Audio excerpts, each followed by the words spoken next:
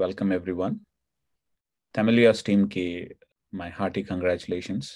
మనం చూసాం ఏంటంటే 10 ఆజ్ఞల్లో సాబత్ ఏ విధంగా ఇట్ ఈస్ లైక్ ఒక చక్రాన్ని కనుక మనం చూస్తే చక్రం మొత్తాన్ని జాగ్రత్తగా హోల్డ్ చేసేటువంటి పీస్ హబ్ అంటాం కదా.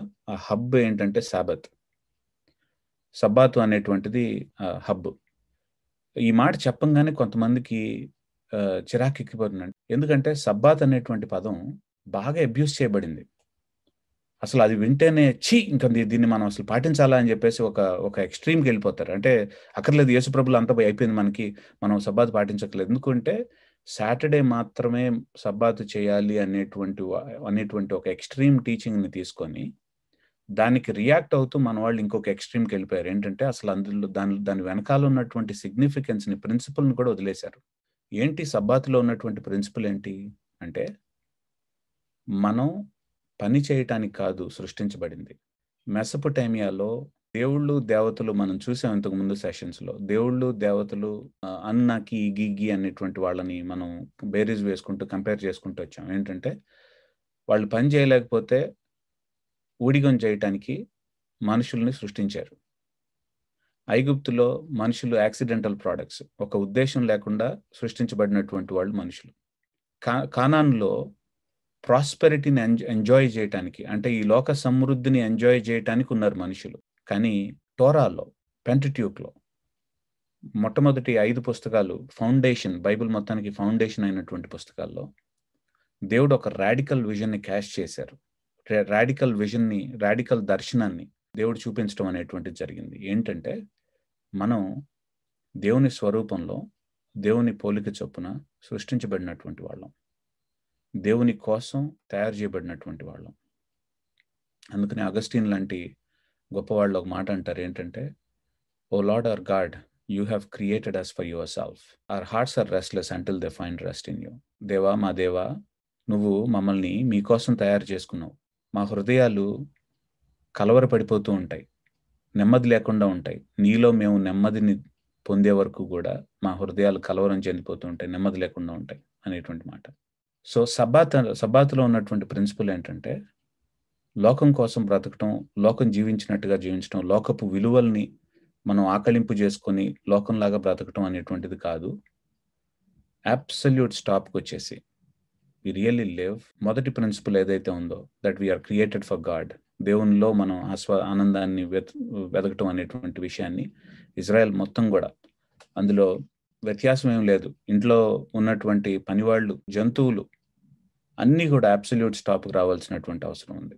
నేను నిన్న లాస్ట్ 2-3 డేస్లో ఆలోచిస్తున్నాను, ఈ తెమలియాస్లో ముందున్నటువంటి 3 సెషన్స్లో దేవుడు ఏ విధంగా వీవ్ చేసుకుంటూ వచ్చారు, దేవుడు ఏ విధంగా చక్కగా బ్యూటిఫుల్గా ఒక నిర్మాణాన్ని కట్టుకుంటూ వచ్చారు అనేటువంటి చూసినప్పుడు చాలా ఆశ్చర్యం వేసింది నాకే. అంటే నేను ఊహించినటువంటి విధంగా దేవుడు కట్టడం అనేటువంటి జరిగింది లాస్ట్ 3 సెషన్స్లో. ఐ డోంట్ నో మీకు అట్లా అనిపించిందో లేదో తెలియదు, కానీ when I look back actually I see God's hand in that. ఆయన యొక్క స్కిల్ఫుల్ స్కల్ప్టింగ్, చెక్కటం అనేటువంటి విషయాన్ని చూశాను నేను. ఎట్లాగా మనం చూసాం ఏంటంటే, మిగిలినటువంటి సంస్కృతి అన్నిటిలో కూడా, ప్రతి సంస్కృతిలో ముఖ్యమైనటువంటి అంశం ఏంటంటే tribute bearing class and tribute imposing class. అంటే ఒకళ్ళు సర్వ్ చేయడానికి సమాజాన్ని 2 ముక్కలుగా చేశారు, క్లాసెస్గా చేశారు, వర్గాలుగా చేశారు, వర్గీకరణ జరిగింది. ఒకళ్ళు గుత్తాధిపత్యాన్ని చేయటానికి, ఇంకొకళ్ళు ఆ గుత్తాధిపత్యాన్ని సపోర్ట్ చేయడానికి, వాళ్ళకి ఊడిగం చేయటానికి అనేటువంటి బేసిస్ మీద థియలాజికల్ అండర్పిన్నింగ్స్ని, అంటే ఏంటంటే వాళ్ళకి సంబంధించినటువంటి దేవుళ్ళు మనల్ని ఏర్పరిచినటువంటి విధానం ఇదే, దేవుళ్ళు తయారు చేసినటువంటి విధానం ఇదే అనేటువంటి దృక్పథంలో దాన్ని లెజిటిమైజ్ చేయటం అనేటువంటి విషయాన్ని మనం చూసాం. కానీ టోరాలో దేవుడు ఒక రాడికల్ విజన్ ఇచ్చారు. ఏంటి ఆ రాడికల్ విజన్ మనం చూసాం ఏంటంటే, ఈ క్లాస్ సొసైటీని పటాపంచలు చేసేసారు దేవుడు. ఈ వర్గీకరణ అనేటువంటి దాన్ని పటాపంచలు చేసేయటం అనేటువంటిది జరిగింది. ఒకళ్ళు ఎక్కువ, ఒకళ్ళు తక్కువ అనేటువంటిది కాకుండా ఇజ్రాయెల్ మొత్తం కూడా దేవుని యొక్క, ఇజ్రాయెల్లో ఉన్నటువంటి ప్రతి వ్యక్తి కూడా దేవుని యొక్క ప్రీస్ట్ అనేటువంటి విషయాన్ని, కింగ్డమ్ ఆఫ్ ప్రీస్ట్ అనేటువంటి విషయాన్ని మనం, రాజులైనటువంటి యాజక సమూహం అనేటువంటి విషయాన్ని మనం చూసాం. సో మొట్టమొదటి సెషన్లో మనం చూసినటువంటిది ఏమిటంటే, ఎలా ఈ విధంగా క్లాస్లెస్ సొసైటీని టోరా ఏ విధంగా ఎన్విజన్ చేసింది అనేటువంటి విషయంలో కవెనెంట్ అనేటువంటి టర్మ్ని చూసాం. ఏంటంటే నిబంధన అనేటువంటి టర్మ్ని చూసుకుంటూ వచ్చాం మనం కదా. ఆ తర్వాత ఎకానమీని చూసుకుంటూ వచ్చాం, పాలిటిక్స్ని చూసుకుంటూ వచ్చాం. ఏ విధంగా ఏన్షియంట్ వరల్డ్ ఉపయోగించినటువంటి టర్మ్స్ని బైబిల్ కూడా ఉపయోగించింది. నిబంధన అనేటువంటిది బైబిల్లో మాత్రమే దొరికేటువంటిది కాదు. హిత్తీయులు ఉపయోగించినటువంటిది ట్రీటీస్ మనం చూసాం వాటి గురించి. కానీ దేవుడు ఏ విధంగా ఆ మెటఫర్స్ని ఉపయోగించి, ఆ అలంకారాలను ఉపయోగించి దేవుడు ఏ విధంగా ఇజ్రాయెల్ యొక్క థియాలజీని షేప్ చేశారు, ఇజ్రాయెల్ యొక్క దైవ జ్ఞానాన్ని ఏ విధంగా షేప్ చేశారు అనేటువంటి విషయాన్ని మనం చూసాం. ఇజ్రాయెల్ సొసైటీని ఒకళ్ళొకళ్ళు ఎట్లా చూసుకోవాలి అనేటువంటి విషయాన్ని ఏ విధంగా దేవుడు షేప్ చేశారు అనేటువంటి విషయాన్ని కూడా చూసాం మనం. అయితే రెండవ దాంట్లో పాలిటిక్స్లో కనుక చూస్తున్నప్పుడు మనం రాజు, యాజకులు, జడ్జెస్, ప్రాఫిట్స్, ఈ 4 రకాలైనటువంటి వర్గాలు ఏన్షియంట్ వరల్డ్‌లో కూడా మనకు కనిపించినాయి. ఇజ్రాయెల్‌లో కూడా కనిపిస్తాయి ఇవి. కానీ ఏ విధంగా దేవుడు వీళ్ళ పవర్స్‌ని ఈక్వల్ చేస్తూ వచ్చారు అంటే ఒకళ్ళు ఇంకొకళ్ళని అడ్వాంటేజ్ తీసుకోకుండా ఏ విధంగా టోరాలో ఉన్నటువంటి లాస్ అన్నీ కూడా చక్కగా అమర్చబడ్డాయి అనేటువంటి విషయాన్ని చూసాం. 3వ సెషన్‌లో మనం చూసింది ఏమిటంటే ఎకానమీ, అంటే ఏ విధంగా స్లేవ్స్ అయిపోతారు అనేటువంటి విషయాన్ని చూసాం. అంటే వెట్టి చాకరీలోకి ఎట్లా వెళ్ళిపోతారు జనాలు, బానిసలు ఎట్లా అయిపోతారు అనేటువంటి విషయాన్ని చూసిన తర్వాత ఎక్కడైతే బానిసలు అయిపోతారో అక్కడే చెక్ మార్క్స్ పెట్టడం అనేటువంటిది, ఎకానమీని దేవుడు అక్కడే చెక్ మార్క్స్ పెట్టడం అనేటువంటి విషయాన్ని చూసాం. అలా చేయటం ద్వారా ఈగాలిటేరియన్ సొసైటీ, సమతుల్యమైనటువంటి ఒక సమాజాన్ని దేవుడు దానికి సంబంధించినటువంటి దర్శనాన్ని ఇవ్వటం అనేటువంటి విషయాన్ని మనం చూసాం. So this is how we have seen. ఎందుకు మనం ఈ అప్రోచ్ని తీసుకున్నాం? ఈ అప్రోచ్ని తీసుకోవడానికి కారణం ఏంటంటే టోరాని అర్థం చేసుకోవటానికి మొదట టోరా ఇవ్వబడినటువంటి, టోరా అనే మాట ఉపయోగిస్తున్నాను మీకు అందరికీ ఈ పాటికి అర్థమైపోయి ఉండొచ్చు. ఏంటంటే మొదటి 5 పుస్తకాలని నేను టోరా అనేటువంటి మాట ఉపయోగిస్తున్నాను. మరి ముఖ్యంగా అందులో ఉన్నటువంటి ధర్మ విధులన్నిటినీ కూడా ప్రత్యేకంగా నేను టోరా అని పిలవటం అనేటువంటిది కూడా జరుగుతుంది.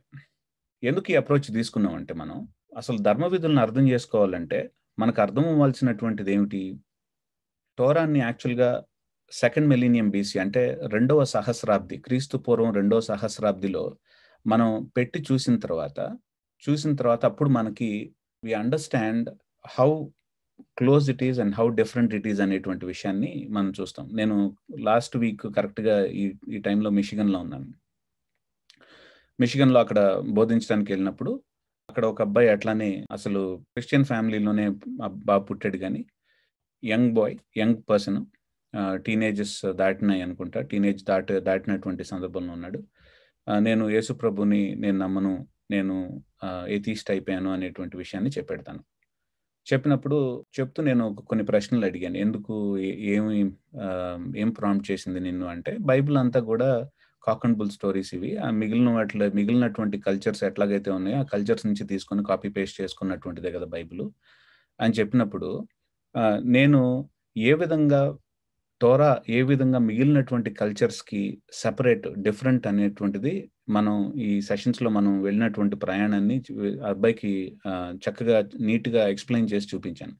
మిగిలినటువంటి వాళ్ళందరూ కూడా చాలా ఆశ్చర్యపోయారు. అవునా, మేము ఇంతవరకు ఇట్లా ఆలోచించలేదే, టోరా మిగిలిన వాళ్ళని కాపీ కొట్టారని అనుకుంటాం, ఎక్కడో కలిసినాయి అని అనుకుంటాం, కానీ ఇంత రాడికల్ విజన్ని, సపరేట్ దర్శనం అనేటువంటిది ఉండటం అనేటువంటి విషయాన్ని మేము చూడలేదే అనేటువంటిది చాలా మంది క్రైస్తవులు అయినటువంటి వాళ్ళు కూడా వ్యక్తపరిచారు. అక్కడ ఐఎమ్ ట్రయింగ్ టు టోరాని అర్థం చేసుకోవడానికి, అందులో ఉన్నటువంటి ధర్మ విధులను అర్థం చేసుకోవడానికి ఒక ఫ్రేమ్ వర్క్ని కడుతున్నాం మనం ఈ వీటిల్లో. ఈ ఫ్రేమ్ వర్క్లో భాగంగా ఈరోజు నేను ఏం చేయడానికి ఇష్టపడుతున్నానంటే, ఈరోజు ఇప్పటిదాకా మనం ఏం చేసామంటే బైబిల్లో ఉన్నటువంటి ధర్మ విధుల్ని మిగిలిన కల్చర్స్తో మనం కంపేర్ చేసుకుంటూ వచ్చాం. ఈరోజు మిగిలినటువంటి కల్చర్స్ గురించి ఎక్కువ మాట్లాడం. మనం దేని గురించి మాట్లాడతామంటే అసలు బైబిల్లో ఉన్నటువంటి ధర్మ విధుల యొక్క స్ట్రక్చర్ ఏంటి అనేటువంటి విషయాన్ని అర్థం చేసుకోవడానికి ప్రయత్నిస్తాం. సో ఈరోజు నేనేం చేయడానికి ఇష్టపడుతున్నానంటే, మొట్టమొదట మన ప్రయాణం ఎట్లా ఉంటుందంటే, ఈరోజు ఈ కవెనెంట్ అనేటువంటి దానికి, అంటే నిబంధన అనేటువంటి దానికి వెళ్ళి అసలు బైబిల్లో నిబంధనలు అనేటువంటి విషయాన్ని ఎట్లా అర్థం చేసుకోవాలి అంటే, మిగిలినటువంటి కల్చర్స్తో కంపేర్ చేసుకుంటూ కదా, అసలు బైబిల్లో ఉన్నటువంటి నిబంధనలను ఏ విధంగా అర్థం చేసుకోవాలనేటువంటి విషయంతో మొదలవుతాం ఫస్ట్ మనం. ఎందుకంటే నేను చెప్పాను ఏంటంటే, టోరాని మనం అర్థం చేసుకోవాలంటే నిబంధనతో చాలా రిలేట్ అయినటువంటిది కాబట్టి, నిబంధన నుంచి మనం సెపరేట్గా ఆలోచించడానికి వీల్లేదు. కాబట్టి మోషేతో చేసుకున్నటువంటి నిబంధనతో దీనికి సంబంధం ఏంటి, అసలు మోషే యొక్క నిబంధన మిగిలినటువంటి నిబంధనలతో సంబంధం ఏంటి అనేటువంటి విషయాన్ని చూస్తాం ఈరోజు. That's the first journey point that we will talk about. ఇది ఒక మంచి ఫ్రేమ్‌వర్క్‌ని మనకిస్తుంది కాబట్టి, రెండవ పాయింట్ నేనెక్కడ చెప్పడానికి ఇష్టపడతానంటే, డిఫరెంట్ టైప్స్ ఆఫ్ లాస్ మనకేం కనిపిస్తాయి. ధర్మ విధుల్లో 2 రకాలైనటువంటి డిఫరెంట్ ధర్మ విధులు కనిపిస్తాయి. వాటిలి గురించి మనం మెన్షన్ చేస్తాం. చేసిన తర్వాత లాస్ట్ భాగం మెజారిటీ ఆఫ్ ద పోర్షన్ నేను దేని మీద స్పెండ్ చేస్తానంటే, లేవీకాండం మీద స్పెండ్ చేస్తాను. ఈరోజు లేవీకాండం మొదటి 16 అధ్యాయాల మీద ఎక్కువగా స్పెండ్ చేయడానికి ఇష్టపడుతున్నాను. ఎందుకంటే, ఇక్కడే మనకి రకరకాలైనటువంటి ఇప్పటివరకు మనం రిచువల్స్‌ని మాట్లాడలేదు. మనం ఎథిక్స్‌ని మాట్లాడాం. తర్వాత అంటే స్లేవరీ గురించి మాట్లాడాము. తర్వాత పేరెంట్స్‌ని గురించి మాట్లాడాము. అన్నిటిని గురించి మనం మాట్లాడుకుంటూ వచ్చాం గానీ, రిచువల్స్‌ని గురించి మనం ఇంతవరకు మాట్లాడలేదు. ఈరోజు ఆ రిచువల్స్ అనేటువంటి విషయాన్ని మనం కవర్ చేస్తాం. నేను రిచువల్‌లో ఉన్నటువంటి ప్రతి ఒక్క విధిని ఇంటర్ప్రెట్ చేయడానికి ఇష్టపడతలేదిక్కడ. ఎందుకంటే మనకి సరిపోదు సమయం. కానీ మీ అంతట మీరు నేను ఇచ్చినటువంటి ఆ ఫ్రేమ్‌వర్క్‌ని, ఆ ఫౌండేషన్స్‌ని, ఆ పునాదుల్ని ఏవైతే ఉన్నాయో, ఈ పునాదుల్ని జాగ్రత్తగా తీసుకువెళ్ళి దీని మీద మీరు యాక్చువల్‌గా ప్రతి ధర్మ విధిని అర్థం చేసుకోవటానికి టూల్స్‌ని నేను మీకు సమకూర్చడానికి ఇష్టపడుతున్నాను. ఏంటంటే, వండేసి మీకు పెట్టేసాననుకోండి. నేను కూరొండేసి మీకు పెట్టేసాను. మీరు తిన్నారు. చక్కగా సంతోషపడ్డారు, వెళ్ళిపోయారు. కానీ రేపేం చేస్తారు? రేపు కూడా మళ్ళీ నా దగ్గరికే రావాలి మీరు. కూర నేను పెట్టాలి. మళ్ళీ నేనే కూర చేయాలి. మళ్ళీ నేను వంట చేయాలి. మళ్ళీ చేస్తాను. మళ్ళీ పెడతాను. మీరు మళ్ళీ తింటారు. మళ్ళీ ఎల్లుండి ఏం చేస్తారు?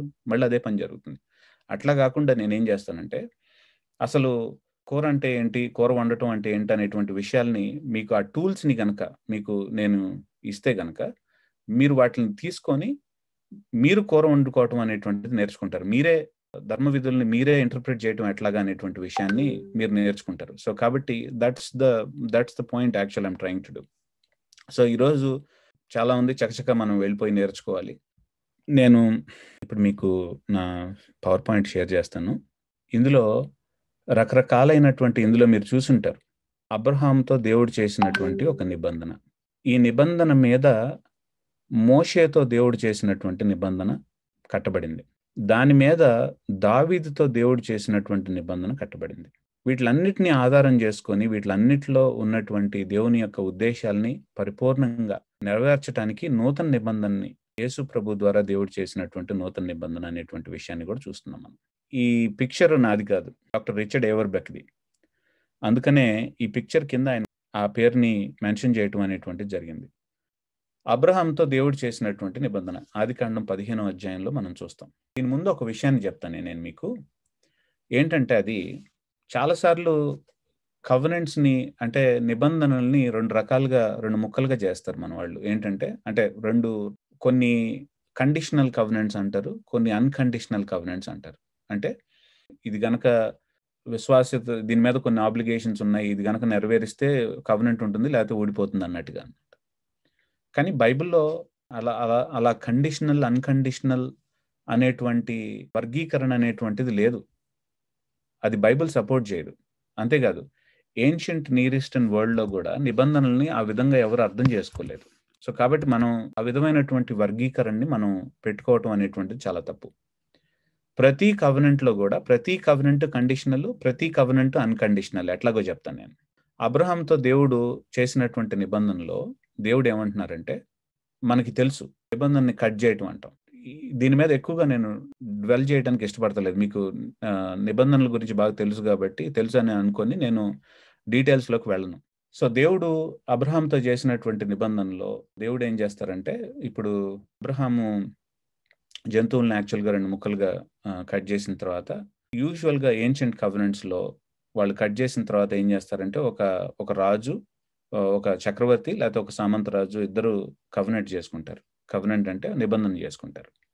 ఆ నిబంధనలో ఏం చేస్తారంటే వాళ్ళు జంతువుని తీసుకొచ్చి కట్ చేసి 2 ముక్కలుగా చేసిన తర్వాత ముఖ్యంగా సామంతరాజు ఏం చేయాలంటే ఆ జంతువుల మధ్యలో నుంచి నడుచుకుంటూ రావాలి. ఎందుకు? ఈ నిబంధనలో కొన్ని ఆబ్లిగేషన్స్ ఉంటాయి. ఈ నిబంధనలో కొన్ని నెరవేర్చాల్సినటువంటి కొన్ని విషయాలుంటాయి. అవి గనక నెరవేర్చటంలో ఫెయిల్ అయితే గనక ఈ జంతువుల కళేబరాల్లాగా 2 ముక్కలు చేయబడతావు అని అర్థం దానికి. ఓకే. అది యాక్చువల్‌గా ఐడియా. అబ్రహాముతో దేవుడు చేసుకున్నటువంటి నిబంధనలో కళేబరాలున్నాయి. అంటే జంతువుల్ని కట్ చేయటం అనేటువంటిది జరిగింది. ఒక చోట పక్షిని కట్ చేయటం అనేటువంటి విషయం కూడా జరిగింది. కానీ వాటి మధ్యలో నుంచి నడిచేదెవరు? అబ్రహాం నడవడు. దేవుని యొక్క సన్నిధి దేవుడే నడిచినట్టుగా మనకు కనిపిస్తుంది అక్కడ. ఏంటంటే దేవుడు ఏం చేస్తున్నారంటే ఈ నిబంధనని కాపాడేటువంటి పూచి, ఈ నిబంధనని నిలబెట్టేటువంటి పూచి ఎవరిదంటే నాదే. ఒకవేళ గనక నేను నిలబెట్టకపోతే ఈ చచ్చిన జంతువులాగా నేను అయిపోతాను అనేటువంటి విషయాన్ని దేవుడు అక్కడ చెప్తున్నారు. నిబంధనని మరణ పర్యంతం కూడా నేను నిలబెడతాను అనేటువంటి విషయం. అంటే దేవుడు అన్కండిషనల్గా దేవుడు వాగ్దానాన్ని ఇస్తూ ఉన్నాడు అబ్రహాంతో, దీన్ని నేను నిలబెడతానని.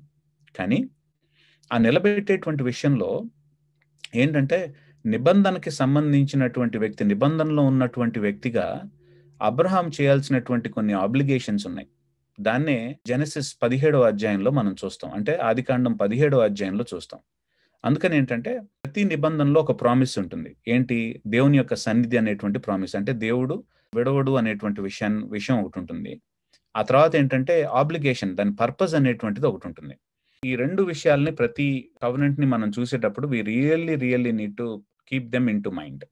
సో ఇంకొక విషయాన్ని మీ దగ్గర నేను చెప్పాలనుకుంటే ఏంటంటే, ఈ ప్రామిస్ ఏం చేస్తుందంటే దేవుడు ఇచ్చినటువంటి వాగ్దానం అన్కండిషనాలిటీ, ఇది అన్కండిషనల్. అదేం చేస్తుందంటే దేవునితో మన యొక్క రిలేషన్షిప్, అంటే దేవునితో మనకున్నటువంటి ఒక ఆ సంబంధం ఏదైతే ఉందో దానికి ఒక నిలకడైనటువంటి ఒక పునాదిని ఇస్తుంది. అండ్ దెన్ ఆ పునాదిని ఇవ్వటమే కాదు, ఇప్పుడు దాన్ని తీసుకొని నేను ఏ విధంగా వెళ్ళాలి, దేవునితో ఉన్నటువంటి నా రిలేషన్షిప్ని తీసుకొని నేను ఏ డైరెక్షన్లో ముందుకు వెళ్ళాలనేటువంటి విషయం ఆబ్లిగేషన్ అనేటువంటి చెప్తుంది. ఈ రెండు చాలా ఇంపార్టెంట్ కవెనెంట్లో.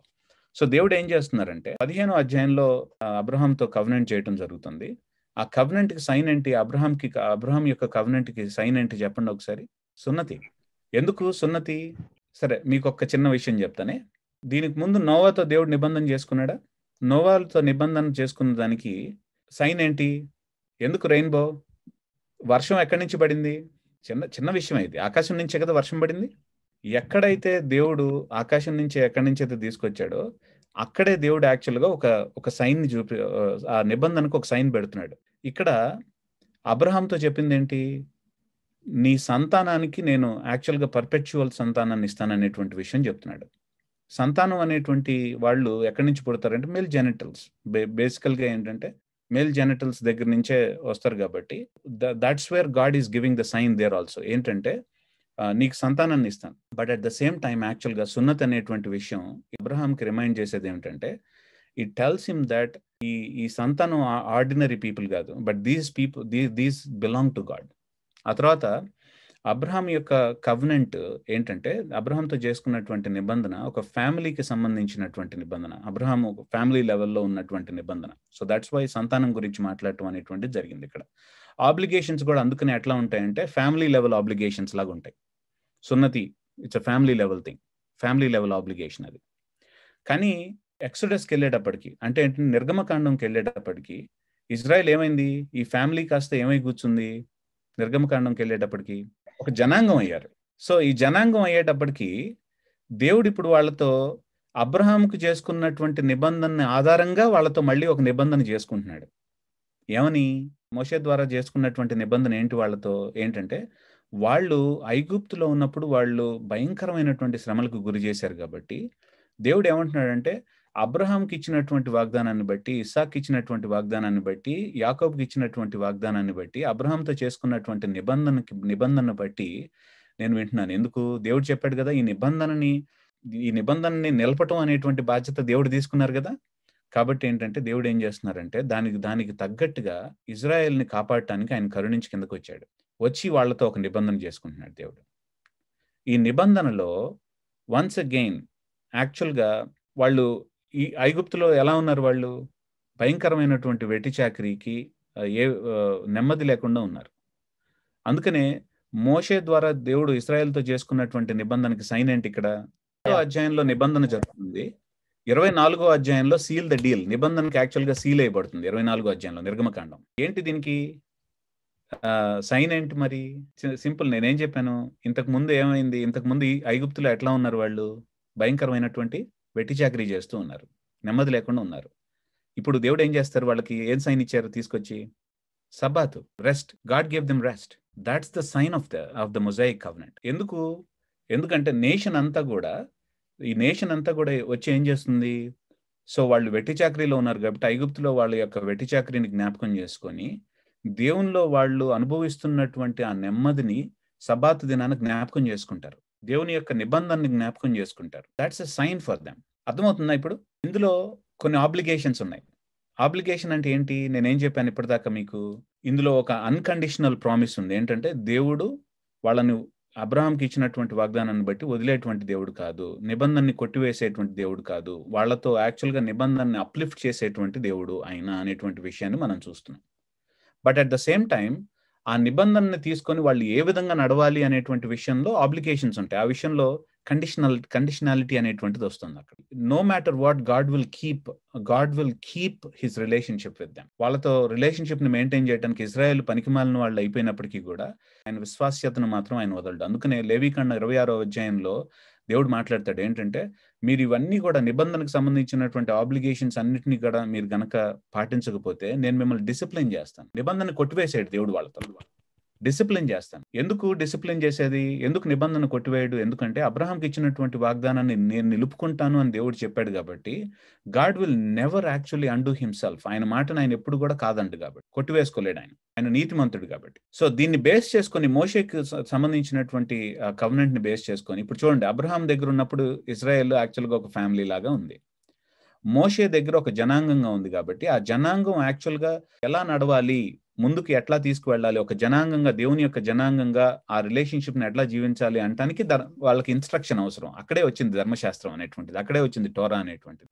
కానీ దావీదు సమయంలో వీళ్ళు ఏమయ్యారు? This nation actually needs a king. ఒక రాజు అవసరం అయ్యాడు. ఎందుకు? ద్వితీయోపదేశ కాండంలోనే మనం చూసాం. రాజు యాంటిసిపేట్ చేసింది, ధర్మశాస్త్రమే యాంటిసిపేట్ చేసింది. ఎందుకు? ధర్మశాస్త్రంలో పెద్ద నేషన్ అయిన తర్వాత ఈ నేషన్ ని యాక్చువల్గా దేవుని యొక్క విధానాల్లో లీడ్ చేయటానికి, దేవుని యొక్క విధానాల్లో దేవునికి దగ్గరగా లీడ్ చేయటానికి ప్రీస్టులతో పాటు ఒక కింగ్ కూడా అవసరం అనేటువంటి విషయాన్ని ద్వితీయోపదేశ కాండంలో మనం చూస్తాం చాలా స్పష్టంగా. లాస్ట్ సెషన్ లో మనం చూసాం. అయితే ఈ రాజు ఎట్లాంటి వాడు అయి ఉండాలి? అబ్రహాం యొక్క విశ్వాసానికి సంబంధించినటువంటి వ్యక్తిగా ఉండాలి. అబ్రహాంకి కలిగినటువంటి విశ్వాసమే ఇతనికి కూడా ఉండాలి. అంతేకాకుండా మోషేకి ఇచ్చినటువంటి నిబంధనలో దానికి సంబంధించినటువంటి నీతిలో దేశాన్ని మొత్తాన్ని నడిపించేటువంటి వాడుగా ఉండాలి. చాలా జాగ్రత్తగా వినండి ఈ మాట. ముందున్నటువంటి 2 కవెనెంట్స్తో ఎట్లా కనెక్టెడో చూపిస్తున్నాను నేను. దావీదుకి ఇచ్చినటువంటి కవెనెంట్ ని ఏ విధంగా ఇది కనెక్టెడో చూపిస్తున్నాను నేను. ఏంటి అంటే, ఈ రాజు దావీదు వంశంలో నుంచి వచ్చినటువంటి రాజు ఎట్లాంటి వాడు ఉండాలంటే అబ్రహాంకు సంబంధించినటువంటి విశ్వాసాన్ని కలిగి ఉండాలి. అంతేకాదు విశ్వాసాన్ని కలిగి ఉండటం మాత్రమే కాదు, దేశం మొత్తాన్ని కూడా మోషే యొక్క ధర్మశాస్త్రానికి సంబంధించినటువంటి నీతి విధానంలో, నీతి బాటలో నడిపించాలి. That's the obligation that he has.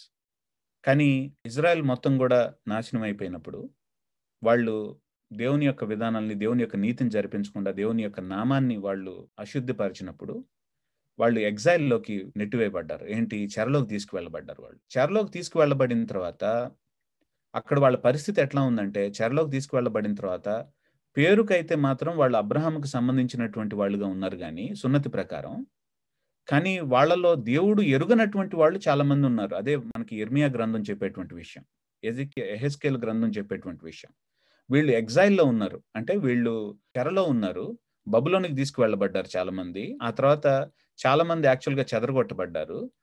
ఎలిఫెంటిని అంటే ఈజిప్ట్లో ఎలిఫెంటిని అనేటువంటి ప్రాంతంలో చాలా ప్లేసెస్లో వాళ్ళు చెదరగొట్టబడ్డారు. వీళ్ళకి దేవుడు ఎవరో తెలియనటువంటి పరిస్థితిలో ఉన్నారు, కానీ అబ్రహాంకు సంబంధించినటువంటి వాళ్ళే. ఆ సమయంలో దేవుడు ఏం చేస్తున్నాడంటే ఇర్మియా ద్వారా ఒక నూతన నిబంధన గురించి మాట్లాడుతున్నాడు. ఏమని మాట్లాడుతున్నాడు? ఒక దినం వస్తుంది, ఆ దినాన నేను ఒక సరికొత్త నిబంధనని చేసుకుంటున్నాను. ఈ సరికొత్త నిబంధన ఏంటంటే ముందున్నటువంటి నిబంధనలను ఆధారం చేసుకున్నటువంటి నిబంధన. ఏ వాగ్దానం అయితే దేవుడు చేశాడు అబ్రహాం ద్వారా ఇశ్రాయేలుకి, ఆ వాగ్దానాన్ని దేవుడు కొట్టివేయకుండా ఆ వాగ్దానాన్ని నిలుపుకోవటానికి దేవుడు ఏం చేస్తున్నారంటే ఒక నూతన నిబంధనని చేసుకుంటున్నారు. ఆ నూతన నిబంధనలో దేవుడు ఏం చేస్తారట? ఆ దినాన దేవుడు ఎవరో తెలియకుండా ఉండరట పీపుల్. ఎవరో వచ్చి దేవుడి గురించి వీళ్ళకి చెప్పాల్సినటువంటి అవసరం కూడా లేదుట ఈ ఇశ్రాయేల్ వాళ్ళకి. ఎందుకంటే వాళ్ళకి నూతన హృదయాలని దేవుడిస్తాడట, నూతన ఆత్మల్ని దేవుడిస్తాడట. ఎహెజ్కేలు 36వ అధ్యాయం తర్వాత ఇర్మియా గ్రంథం 31వ అధ్యాయంలో చాలా స్పష్టంగా చెప్పబడుతుంది. దేవుడు వాళ్ళ హృదయాల మీద ఏం చేస్తాడు వాళ్ళ హృదయాల మీద?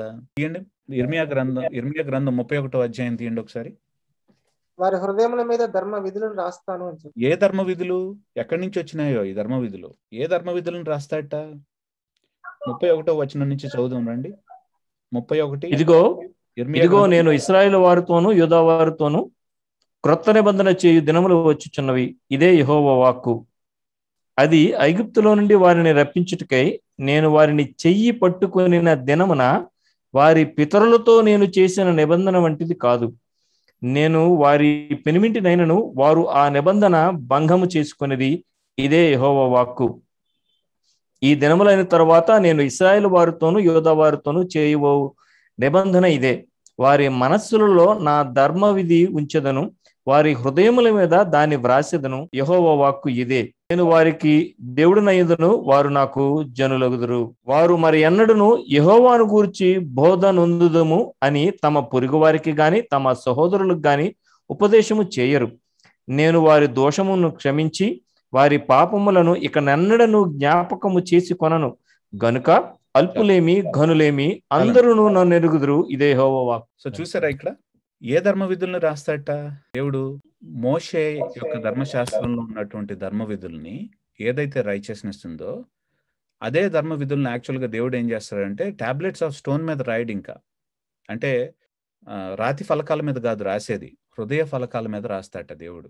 మనకి అబ్యూస్ చేసిన వాళ్ళు ఎక్కువగా ఉన్నారు. అంటే మోషే ధర్మశాస్త్రాన్ని మనం ఖచ్చితంగా పాటించాలి, మనం సర్కంసిజన్ సున్నతి చేయించుకోవాలని చెప్పేవాళ్ళు ఉన్నారు. కాబట్టి దానికి సొల్యూషన్ ఏంటంటే మోషే ధర్మశాస్త్రాన్ని మొత్తాన్ని తీసుకెళ్లి చెత్తబొట్లో పడేస్తే సరిపోతుంది కదా. లేకపోతే చెత్తబొట్లో పడేయకపోయినా సరే అది అక్కడ పడి ఉంటుందిలే బైబుల్లో, దాన్ని ఎవడు పట్టుకొచ్చాడు ఎవడు చూడొచ్చాడు అన్నట్టుగా దాన్ని చూడటం.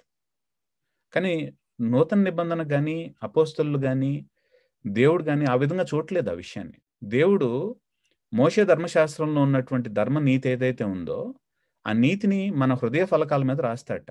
అది ఎట్లా అప్లికబుల్ అనేటువంటి విషయాన్ని మనం చూస్తాం ఈరోజు. కానీ ఫస్ట్ దాన్ని మనం అర్థం చేసుకోవాలి కదా.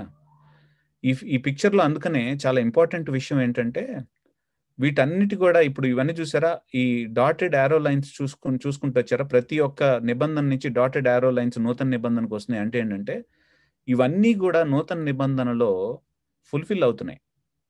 వీటి యొక్క ఫుల్ఫిల్మెంట్, వీటి యొక్క నెరవేర్పు అనేటువంటిది నూతన నిబంధన కింద జరుగుతుంది.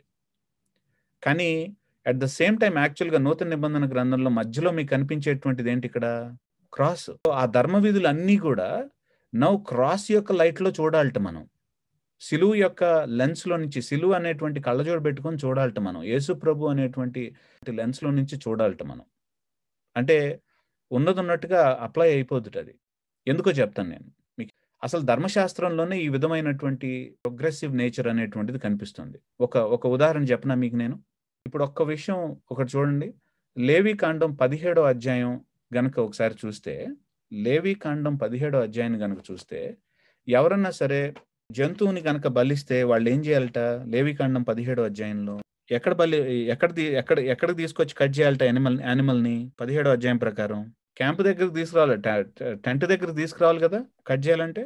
This is what the Lord has commanded. Any Israelite who sacrifices an ox, a lamb or goat in the camp or outside of it, instead of bringing it to the entrance to the tent of meeting to present it as an offering in front of the tabernacle of the Lord, that person shall be considered guilty of bloodshed.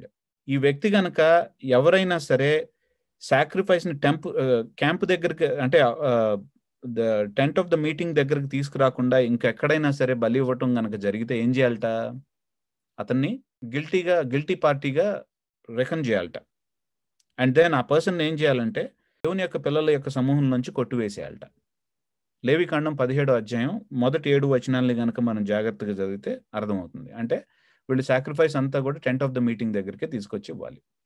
ఇప్పుడు ద్వితీయోపదేశకాండం 12వ అధ్యాయం చూడండి ఒకసారి. ద్వితీయోపదేశకాండం 12వ అధ్యాయం 12 నుంచి కనుక మనం జాగ్రత్తగా చూస్తే, మీరు మీ కుమారులు మీ కుమార్తెలు మీ దాసులు మీ పనికెత్తులు మీలో పాలైనను స్వాస్థ్యమైనను పొందక మీ ఇండ్లలో ఉండు లేవీయులు మీ దేవుడైన యెహోవా సన్నిధిని సంతోషింపవలెను. నీవు చూచిన ప్రతి స్థలమున నీ దహన బలులు అర్పింపకూడదు సుమి. యెహోవా నీ గోత్రములలో ఒక దాని యందు ఏర్పరచుకున్న స్థలములనే నీ దహన బలి అర్పించి నేను మీకు ఆజ్ఞాపించుచున్న సమస్తమును అక్కడనే జరిగింపవలెను. అయితే నీ దేవుడైన యెహోవా నిన్ను ఆశీర్వదించినది కొలది ఇండ్లన్నిటిలోనూ నీ మనస్సు కోరుదాన్ని చంపి తినవచ్చును. పవిత్రులేమి అపవిత్రులేమి ఎర్ర జింకను చిన్న దుప్పిని తినినట్లు తినవచ్చును.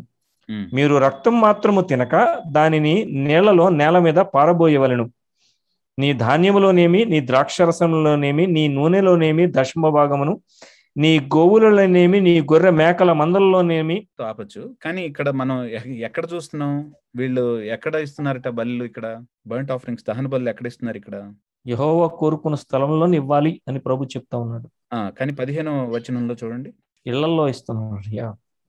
You may slaughter your animals in any of your towns and eat as much of the meet as you want. ఈ రెండు కాంట్రడిక్షన్సా? లేవికాండం 17వ అధ్యాయం తర్వాత ద్వితీయోపదేశకాండం 12 రెండు కాంట్రడిక్షన్సా? లేదు. లేవికాండం 17వ అధ్యాయం లేవికాండం 17వ అధ్యాయం చెప్పినప్పుడు వాళ్ళు ఎక్కడున్నారు? వాళ్ళ యొక్క ఫిజికల్ లొకేషన్ ఏంటి, జియోగ్రాఫికల్ లొకేషన్ ఏంటి వాళ్ళు? కానీ ద్వితీయోపదేశకాండం చెప్పేటప్పుడు వాళ్ళు ఎక్కడికి వెళ్ళబోతున్నారు? ల్యాండ్ మొత్తానికి వెళ్ళబోతున్నారు కదా. ఇప్పుడు all the way if they have to come for every offering, all the way if they have to come, వాళ్ళు ఆల్ ద వే షైలోకో లేకపోతే జెరూసలంకో రావాలనుకో కుదురుతుందా ప్రతిరోజు? దాట్స్ వై లాలోనే ప్రోగ్రెసివ్ నేచర్ ఉంది. ఏంటంటే సర్కమ్స్టాన్సెస్ని, చేంజింగ్ సర్కమ్స్టాన్సెస్ని బట్టి లాలో ఒక యాంటిసిపేషన్ ఉంది. ఏంటి? పరిస్థితులను బట్టి లా యొక్క అప్లికబిలిటీ కూడా మారుతుంది అక్కడ. ఆ విషయాన్ని చాలా ఇంపార్టెంట్, చాలా జాగ్రత్తగా గుర్తుంచుకోవాలి. ఎందుకంటే ఈ లాలో ఈ ప్రోగ్రెసివ్ నేచర్ ఇంకా చాలా విషయాల్లో మనం చూడొచ్చు ఈ విషయాన్ని. అయితే నూతన నిబంధన కూడా అందుకనే ఏం చేస్తుందంటే చేంజ్ చేసినటువంటి సర్కమ్స్టాన్సెస్ని బట్టి లా యొక్క అప్లికబిలిటీ కూడా మారుతుంది ఇక్కడ నూతన నిబంధనలో. ఏంటది? లా యొక్క అప్లికబిలిటీ ఎట్లా మారుతుంది నూతన నిబంధనలో? క్రాస్ అని ఎందుకు చెప్పాను నేను అంటే, ఇప్పుడు ఇంతకు ముందు నేను చెప్పాను అబ్రహాము దగ్గర వాళ్ళు ఎట్లా ఉన్నారు? ఒక కుటుంబంగా ఉన్నారు. మోషే దగ్గర ఒక దేశంగా ఉన్నారు. దావీదు దగ్గర ఒక దేశానికి నాయకుడు కావాల్సినటువంటి పరిస్థితిలో ఉన్నారు. నూతన నిబంధనలో దేవుని యొక్క పిల్లలు ఎట్లా ఉంటారో తెలుసా? యెహెజ్కేలు గ్రంథాన్ని గనక జాగ్రత్తగా మనం చదివితే మనకు అర్థమయ్యేది ఏమిటో తెలుసా? దేవుట యెహెజ్కేలు గ్రంథం 10వ అధ్యాయం నుంచి చదవండి, తర్వాత 40వ అధ్యాయం నుంచి కూడా ఒకసారి జాగ్రత్తగా చదివితే మీకు చక్కటి ఒక బ్యూటిఫుల్ సత్యం అర్థమవుతుంది. ఏమిటంటే దేవుడు ఒక మాట చెప్తున్నాడు. ఏంటంటే ఆయన హోలీ ఆఫ్ హోలీస్లోనే ఉండట. ఇక అంటే అతి పరిశుద్ధ స్థలంలోనే కాదుట. ఆయన యొక్క సన్నిధి ఎట్లా అవుతుందంటే అతి పరిశుద్ధ స్థలంలో నుంచి బయలుదేరింది, పరిశుద్ధ స్థలానికి వచ్చింది, పరిశుద్ధ స్థలం దగ్గర నుంచి కూడా బయలుదేరింది, అవుటర్ కోర్టుకి అంటే వెలుపల ఉన్నటువంటి స్థలానికి వచ్చింది, అక్కడి నుంచి కూడా బయలుదేరింది. బయలుదేరి ఏమవుతుందంటే ఇజ్రాయేలీల దగ్గరకు వచ్చింది, అక్కడి నుంచి కూడా బయలుదేరింది. ఎక్కడికి బయలుదేరింది? ఇజ్రాయేలీలు ఎక్కడైతే చెరలోకి వెళ్తారో వాళ్ళ మధ్యలోకి వచ్చిందిట దేవుని యొక్క సన్నిధి. అంటే God's presence under the new covenant ఏంటంటే it's not located actually to one place anymore. పాత నిబంధనలో ఒక ప్లేస్లో టాబర్నాకల్లో దేవుని యొక్క సన్నిధి ఉండటం అనేటువంటి విషయం చూసాం. కానీ యెహెజ్కేలు ఇచ్చినటువంటి ప్రవచనంలో ఏం చెప్తున్నారంటే it's no longer limited, it's actually with the people of God. ఎక్కడైతే జనాంగం ఏ దేశాల్లో అయితే చెదరగొట్టబడి ఉంటారో, ఏ దేశాల్లో అయితే దేవుని యొక్క పిల్లలు ఉంటారో ఆ ప్రతి దేశంలో దేవుని యొక్క సన్నిధి ఉంటుంది. అంటే ఏంటంటే గాడ్స్ ప్రెజెన్స్ ఇస్ నౌ. ఈ మారినటువంటి పరిస్థితుల ప్రకారం దేవుని యొక్క సన్నిధి అనేటువంటి విషయంలో చేంజెస్ కనిపిస్తున్నాయి మనకు అక్కడ. రెండవది, ఇజ్రాయెల్ ఒక theocratic nation on the earth. Theocratic nation అంటే ఏంటి? ఇజ్రాయెల్ దేవుని యొక్క రాజరికం కింద ఉన్నటువంటి, భూమి మీద ఉన్నటువంటి ఒక సామ్రాజ్యం, ఒక రాజ్యం అది. కానీ నూతన నిబంధనలో దేవుడు చెప్తున్నటువంటిది ఏంటంటే పరిస్థితులు మారినాయి. ఏంటి? ఇప్పుడు నూతన నిబంధనలో సంఘం అనేటువంటిది ఒక భూమి మీద థియోక్రటిక్ నేషన్ కాదు, but it's a theocratic nation of heaven. ఒక నేషన్ యొక్క రెస్ట్రిక్షన్లో కాకుండా అన్ని నేషన్స్కి వ్యాప్తి చెందినటువంటిది. So we as people of God, మనం దేవుని యొక్క పిల్లలుగా మనం ఏం చేస్తామంటే అన్ని దేశాల్లో దేవుని యొక్క రాజ్యాన్ని మనం కలిగి ఉన్నటువంటి వాళ్ళం. So kingdom of heaven it is there with us. ఈ కింగ్డమ్ ఆఫ్ హెవెన్ అనేటువంటిది ఒక ఫిజికల్ లొకేషన్లో, ఇజ్రాయెల్ పాలస్తీనాకి లేకపోతే కానానికి సంబంధించినటువంటి లొకేషన్లో లాక్ చేయబడలేదుట. ఈ నూతన నిబంధన ప్రకారం ఏం చేయబడిందంటే దేవుని యొక్క సన్నిధి ఎట్లాగైతే వెదజల్లబడిందో దేవుని యొక్క రాజ్యం కూడా విస్తరింపజేయబడింది. ఏంటంటే ఒక దేశం కాదు, beyond one nation, all the nations కి స్ప్రెడ్ అయిపోయింది ఇది. కాబట్టి అన్ని నేషన్స్ కి స్ప్రెడ్ అయింది. కాబట్టి నౌ ఈ మారినటువంటి పరిస్థితుల ప్రకారం now the applicability of law also changes. For example, ఒక లాని ఎగ్జాంపుల్గా తీసుకుంటాను నేను. ఏంటంటే తల్లిదండ్రుల్ని ఆనర్ చేయటం అనేటువంటి విషయం, లేకపోతే ఒక మర్డర్ చేయకుండా ఉండటం అనేటువంటిది ధర్మశాస్త్రం చెప్తాం. సో మర్డర్ మనం ఎవరం కూడా మర్డర్ చేయకూడదు. ఈ రోజుకి కూడా అది అప్లికబిలిటీ ఉంది. అయితే ఇంకొక లా ఏం చెప్తుంది, ఒక విషయాన్ని జాగ్రత్తగా చూద్దాం. ఎవరన్నా నా కోసం నిర్గమకాండం 20వ అధ్యాయం 13వ వచనం చదవండి, ఇంకొకళ్ళు నిర్గమకాండం 21వ అధ్యాయం 12వ వచనం చదవండి. నరహత్య చేయకూడదు. ఓకే, ఇప్పుడు 21వ అధ్యాయం 12వ వచనం చదవండి. నరుని చావగొట్టిన వానికి నిశ్చయముగా మరణ శిక్ష విధింపబడును. ఇప్పుడు ఏం చేయాలి, మనం సంఘంలో ఎవరన్నా కనుక మర్డర్ చేసినటువంటి వ్యక్తి వస్తే మనం ఏం చేయాలి, సంఘంలో వాడిని తీసుకొచ్చి సంఘం బయట నించోబెట్టి ఆదివారం మనం అందరం రొట్టె ద్రాక్షరసం పుచ్చుకున్న తర్వాత బయటకు తీసుకొచ్చి అందరం రాళ్ళేసి చంపేసేయాలా? లేదు. ఎందుకు? మనం ఒక థియోక్రటిక్ నేషన్ కాదు. ఇప్పుడు theocratic nation on the earth కాదు, మనం Kingdom of haven beyond one nation. కాబట్టి ఏంటంటే ఆ నేషన్స్లో ఉన్నటువంటి దేవుడు అపాయింట్ చేసినటువంటి ఆ లాకి, దేవుడు అపాయింట్ చేసినటువంటి ఆ రూలర్స్కి మనం ఏం చేస్తున్నాం అంటే ఈ వ్యక్తిని సబ్మిట్ చేస్తున్నాం, మర్డర్ చేసినటువంటి వ్యక్తిని సబ్మిట్ చేస్తున్నాం. We are not actually, church is not doing it. అందుకనే applicability of the law, covenant ఎట్లాగైతే చేంజ్ అవుతుందో, సర్కమ్స్టాన్సెస్ని, నిబంధన ఏ విధంగా అయితే మారుస్తుందో దానికి తగ్గట్టుగా ధర్మశాస్త్రంలో ఉన్నటువంటి విధులు కూడా ఏంటంటే వాటి అప్లికబిలిటీ అనేటువంటివి మారుతూ ఉంటాయి. అది ధర్మశాస్త్రంలోనే నిబిడీకృతం అయింది అనేటువంటి విషయాన్ని చూపించాను. ఏ విధంగా అయితే లేవికాండం 17వ అధ్యాయానికి ద్వితీయోపదేశకాండం 12వ అధ్యాయానికి మధ్యలో వ్యత్యాసం ఉందో, ఎందుకంటే వాళ్ళు ల్యాండ్లోకి వెళ్ళిన తర్వాత ప్రతి దానికి వాళ్ళు రాలేరు కాబట్టి, అందుకని ఏం చేస్తున్నారంటే ల్యాండ్లోకి వెళ్ళిన తర్వాత వాళ్ళు యానిమల్స్ని సాక్రిఫైస్ చేయటం, యానిమల్స్ని స్లాటర్ చేయటం అనేటువంటి విషయం ఎట్లాగైతే వాళ్ళ టౌన్స్లోనే వాళ్ళు చేసుకోవచ్చో అదేవిధంగా, అందుకనే మనం సమూయేలు గ్రంథంలో కూడా చూస్తాం. సమూయేలు ఏం చేస్తాడు, రౌండ్స్ వేస్తూ ఉంటాడు. ఆయన ప్రతి చోటకి వెళ్ళి వాళ్ళ టౌన్లో యాక్చువల్గా ఆయన ప్రీస్టూడ్ చేసి మళ్ళీ ఇంకో టౌన్కి వెళ్ళి మళ్ళీ ఇంకో టౌన్కి వెళ్ళి మళ్ళీ ఇంకో టౌన్కి వెళ్ళి వస్తాడు. ఈ లోపల సౌలు గారికి మొత్తం పేషెన్స్ పోయిందిట, ఆగలేకపోయాడు అయ్యగారు. అందుకని ధర్మశాస్త్రాన్ని తన చేతిలోకి తీసుకున్నాడు. దెబ్బ అయిపోయింది ఆయనకి. ఎందుకు అంటే ఈ విధమైనటువంటి ఆ ప్రోగ్రెసివ్ నేచర్ అనేటువంటిది ధర్మశాస్త్రంలోనే మనం we see that kind of arrangement with in that. Okay, so I hope actually it makes clear to us. Brother, So చిన్న ప్రశ్న ఉంది, అడగచ్చా? yes, yeah. మీరు ప్రోగ్రెసివ్ నేచర్ అంటున్నారు కదా బ్రదర్, అంటే ఈ ధర్మశాస్త్రాన్ని మొత్తం అంతటిని పక్కన పెట్టి మనకు అన్ని విషయాల్లో మాదిరిగా ఉన్న క్రీస్తు మనం బేస్ చేసుకున్నా కూడా మనం పొరుగు వారిని హత్య చేయకూడదు అనేది క్రీస్తు జీవితంలో మనకు అర్థమైపోతుంది కదా. దీన్ని మనం ఎలా చూడాలి బ్రదర్? చాలా మంచి ప్రశ్న ఇది. అయితే ఒకటి మనం అర్థం చేసుకోవాల్సింది ఏంటంటే ధర్మశాస్త్రాన్ని ఇచ్చింది కూడా క్రీస్తే. ధర్మశాస్త్రాన్ని అంటే బ్రదర్ ఒక్క నిమిషం, అంటే అక్షర రూపంలో ఉండే మనం అన్వయించుకొని ఆ అక్షరాన్ని మనం ఫాలో అవ్వడం కంటే మనకు దేవుడు డైరెక్ట్ గా క్రీస్తు అనే వ్యక్తిని ఇచ్చాడు కదా, మనం వ్యక్తిని ఎందుకు ఫాలో అవ్వకూడదు? కొంచెం నేను ఎక్స్ప్లెయిన్ చేస్తాను. మంచి ప్రశ్న అడిగారు. ఏంటంటే ఇప్పుడు 2వ తిమోతికి రాసినటువంటి పత్రిక 3వ అధ్యాయం 15-16 గురించి నేను మాట్లాడాను మొట్టమొదటి దాంట్లో, తర్వాత ప్రతి సెషన్లో కూడా మాట్లాడుకుంటూ వచ్చాను దాని గురించి. పౌలు గారు తిమోతితో ఏమంటున్నారు, ధర్మశాస్త్రం మొత్తం మనం పక్కన పెట్టేద్దాం, క్రీస్తున్నారు కదా మనకు ఆయన చూసి నడుద్దాం అని అంటలేదు తిమోతితో. ఏమని మాట్లాడుతున్నారంటే లేఖనాలు all scripture is God breathed థియోప్నూస్టాస్, దేవుని యొక్క ఆవేశం వల్ల కలిగినటువంటివి, దేవుని యొక్క ఇన్స్పిరేషన్ వల్ల కలిగినటువంటివి, గాడ్ బ్రీత్డ్. అండ్ అవి ఎందుకు? Teaching, rebuking, correcting and training in righteousness, బోధించటానికి, సరిదిద్దటానికి, గద్దించటానికి, నీతి విషయమై తర్ఫీదునివ్వటానికి, దైవజనుడిని సకల విధంగా సన్నద్ధులుగా చేయటానికి స్క్రిప్చర్ అంతా కూడా ప్రాఫిటబుల్ట, బెనిఫిషియల్ట. ఏ స్క్రిప్చర్ గురించి మాట్లాడుతున్నారు ఆయన పౌలు గారు? ఖచ్చితంగా నూతన నిబంధన గ్రంథం పుస్తకం రూపంలో లేదు కదా అప్పుడు. సో చాలా మంది నూతన నిబంధన గ్రంథకర్తలు కూడా ఇంకా కంప్లీట్ గా ఫినిష్ చేయలేదు కదా. ఇప్పుడు యోహాన్ గారు ప్రకటన గ్రంథాన్ని అయితే ఫినిష్ చేయలేదు ఆ టైంకి, ఖచ్చితంగా మనకు తెలుసు. ఎందుకంటే పౌలు గారు చనిపోయినటువంటి 20 సంవత్సరాల తర్వాత, 25 సంవత్సరాల తర్వాత యోహాన్ గారు ప్రకటన గ్రంథం రాయటం అనేటువంటి విషయం జరిగింది. కాబట్టి ధర్మశాస్త్రం గురించి మాట్లాడుతున్నారు. ఆల్ స్క్రిప్చర్ అంటే ఏంటంటే even the law comes in to picture. So మనం అందుకనే ఏంటంటే we should not actually set aside the law. ఎందుకు?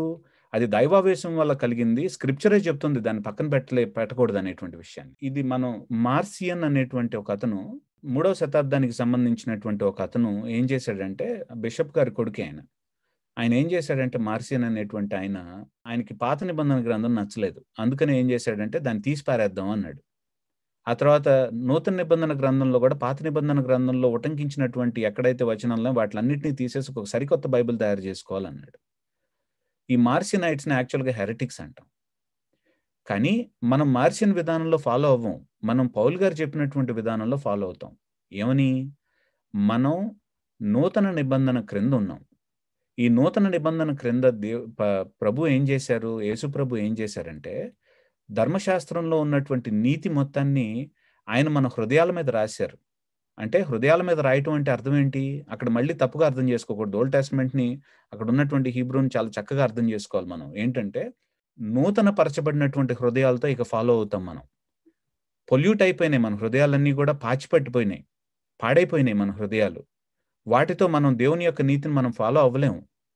అందుకనే దేవుడు ఏం చేస్తున్నాడంటే, నూతన పరచబడినటువంటి హృదయాలనిచ్చి ఇప్పుడు పరిశుద్ధాత్మ యొక్క శక్తి వలన ధర్మశాస్త్రంలో ఉన్నటువంటి నీతిని మనం అనుసరించడానికి చేస్తున్నాడు. రోమీలకు రాసినటువంటి పత్రిక 8వ అధ్యాయంలో కూడా పౌలు గారు చాలా స్పష్టంగా అనాంబిగ్యువస్ టర్మ్స్ లో ఉటంకించడం అనేటువంటిది జరుగుతుంది అక్కడ. ధర్మశాస్త్రం అందుకనే యేసు ప్రభులో ధర్మశాస్త్రం మనకి ఏం చెప్తోంది? నూతన నిబంధన గ్రంథం ఏమో మనకు చెప్తుంది ఏంటంటే, నువ్వు శిష్యుడిగా ఉండు అని చెప్తోంది, శిష్యురాలుగా ఉండు అని చెప్తోంది.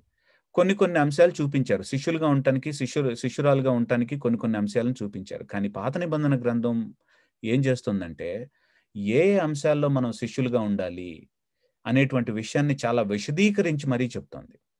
అక్కడ మనం ఏం చేయాలంటే, పాత నిబంధన గ్రంథాన్ని ఉన్నట్టుగా తీసుకోవటానికి మనకు ఛాన్స్ లేదు. ఎందుకు? నిబంధనలు మారిపోయినాయి, కానీ నీతి మారలేదు. నిబంధన కింద నీతిని సరికొత్త ఎక్స్ప్రెషన్ వచ్చింది దానికి. సో పరిస్థితులు మారినటువంటి విధానాన్ని బట్టి, దేవుడు మనతో డీల్ చేసేటువంటి విధానాన్ని బట్టి దానికి సరికొత్త ఎక్స్ప్రెషన్ వచ్చింది. ఉదాహరణకి నేను ఇంతకు ముందు చెప్పాను ఏంటంటే, అగ్రికల్చర్ అనేటువంటి విషయాన్ని మనం చూసాం. సో నేను పొలం పనులు చేసుకునేటప్పుడు, పొలం దున్నుకునేటప్పుడు, దానికి పొలాన్ని నేను పంట కోతను కోసేటప్పుడు మనం ఏం చేయాలట? ఎడ్జెస్లో ఉన్నటువంటి వాటిలన్నిటినీ కూడా వదిలేసేయాలట.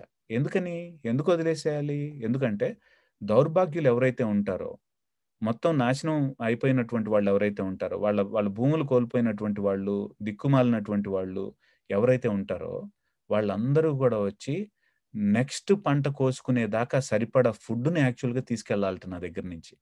ఇప్పుడు అప్లికబులా కాదా అనేటువంటి విషయాన్ని నేను అడిగాను పోయినసారి. నాకు పొలం లేదు కదా, నేను పొలం పనులు చేసుకోను కదా, ఇది నాకు అప్లికబుల్ కాదంటే కుదరదు కదా. అందుకని ఏంటంటే, ఇక్కడ మనకు కనిపించేది ఏంటంటే, ఒకవేళ అది పొలాన్ని గురించి మాత్రమే కాదు, మారినటువంటి పరిస్థితులను బట్టి దానికి అప్లికబిలిటీ ఏంటంటే, దేవుడు నాకు ఇచ్చినటువంటి ప్రతి ఒక్క ఈవిలో, ప్రతి ఒక్క రిసోర్స్లో, ప్రతి ఒక్క మనీలో, దేవుని సమూహంలో, దేవుని సమాజంలో ఎవరైతే ఉన్నారో, కష్టాల్లో ఉన్నటువంటి వాళ్ళు, దౌర్భాగ్యులుగా ఉన్నటువంటి వాళ్ళని నేను ప్రశ్నించగా, ఒరే నీకు సరిగ్గా జరిగిందిరా, నువ్వు అంత నాశనం చేసుకున్నావు అని వాళ్ళని కొట్టివేయకుండా, వాళ్ళని తప్పులు పట్టకుండా, వాళ్ళని పునరుద్ధరించడానికి, వాళ్ళని ఆదుకోవటానికి దేవుడు మనల్ని అందరినీ కిన్స్మెన్ రిడీమర్స్గా పెట్టాట. అది ఎంత బ్యూటిఫుల్లో చూడండి, అది ఎట్లా అప్లికబుల్లో చూడండి. ఇప్పుడు యేసు ప్రభు యొక్క లెన్స్లో నుంచి ఇంకెంత బ్యూటిఫుల్గా ఉంటుందో చూడండి. మనం యాక్చువల్గా మగవాళ్ళైనా సరే మనం విధవలం. ఎందుకంటే ఈ ప్రపంచంలో దేవుడు లేకుండా మనం ఎట్లా తయారయ్యామంటే దిక్కుమాలినటువంటి వాళ్ళుగా అయ్యాం. ఆయన ఏం చేశాడో తెలుసా?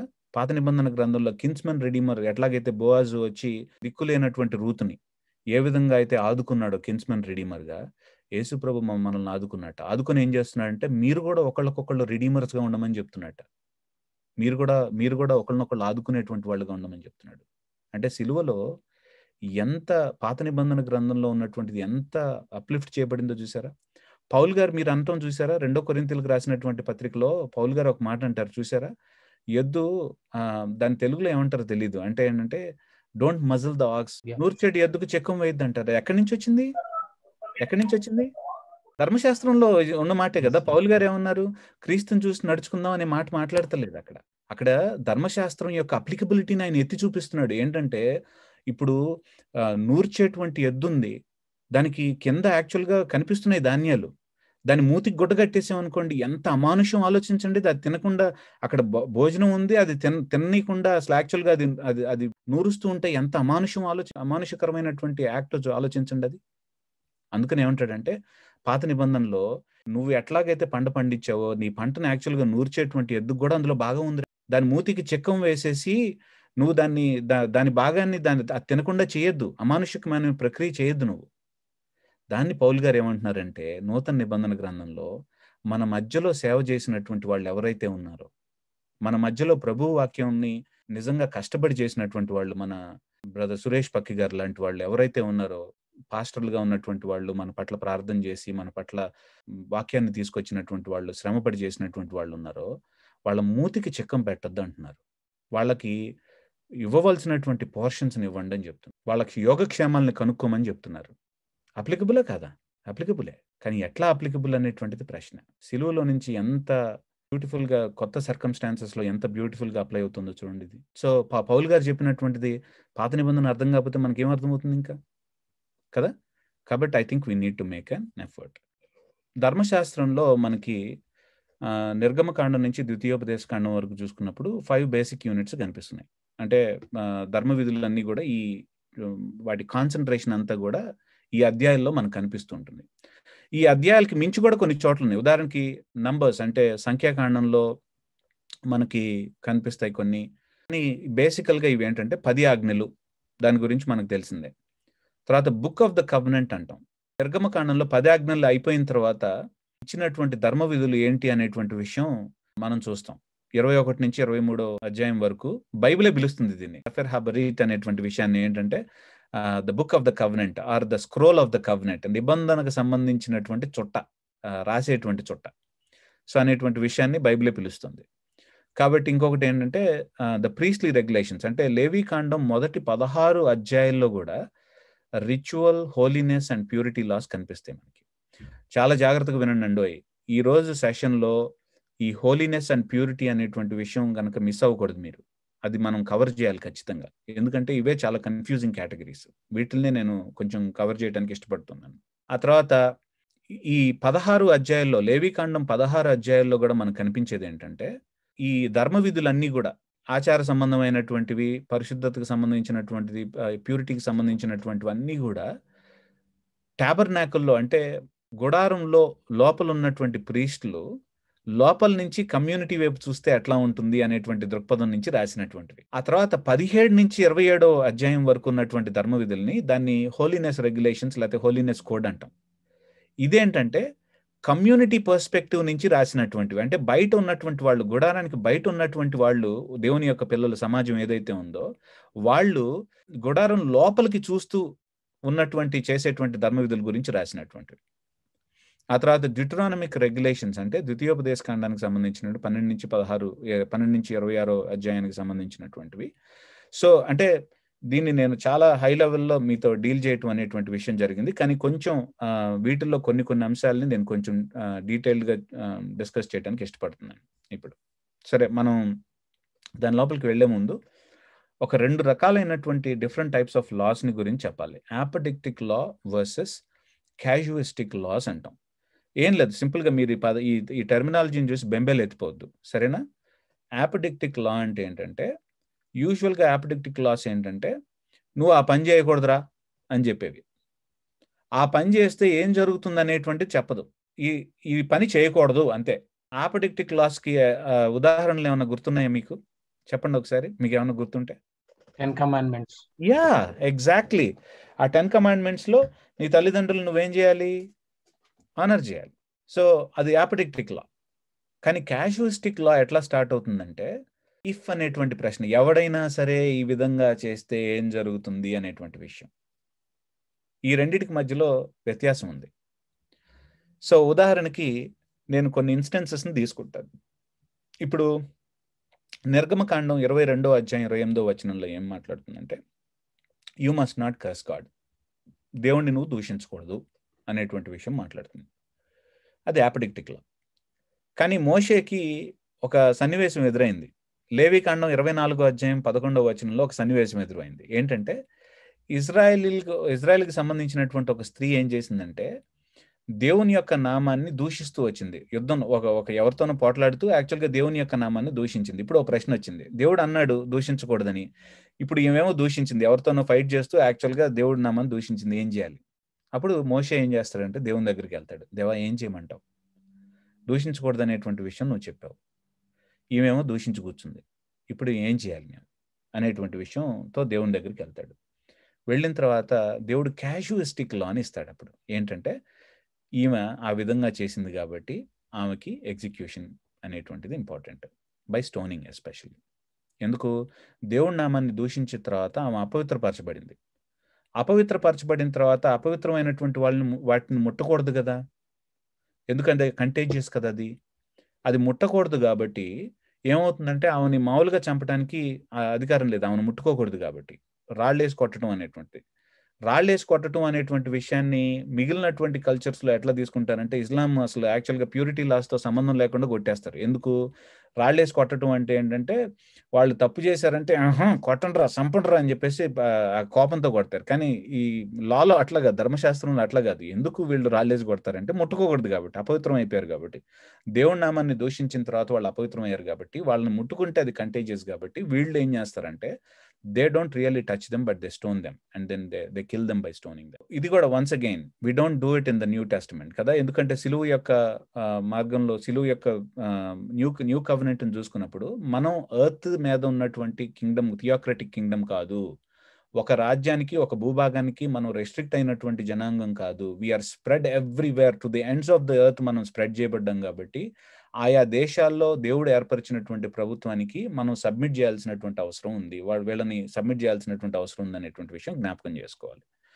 అంతేగాని సంఘంలో యాక్చువల్గా తీసుకొచ్చినప్పుడు ఈరోజు ఈ వారం మనకి బాప్తిస్మాలండి, నెక్స్ట్ వారం మనకి రాళ్ళు పెట్టి కొట్టే కార్యక్రమం అండి అని చెప్పుకోవడానికి వీల్లేదు మనం, సరేనా? తర్వాత రెండవ ఇన్స్టెన్స్ చూద్దాం. నిర్గమకాండం 20వ అధ్యాయం 8 నుంచి 11 వచనాలు కనుక మనం చూస్తే సబ్బాతును ఆచరించాలని చెప్తుంది. కానీ సంఖ్యాకాండం 15వ అధ్యాయంలో ఒక ఇబ్బంది వచ్చేసింది. ఒకడు ఏం చేస్తున్నాడు? సబ్బాతు దినాన పొలాలు ఏరుకుంటున్నాడు. వాడిని ఏం చేయాలి ఇప్పుడు? ఆ ప్రశ్న.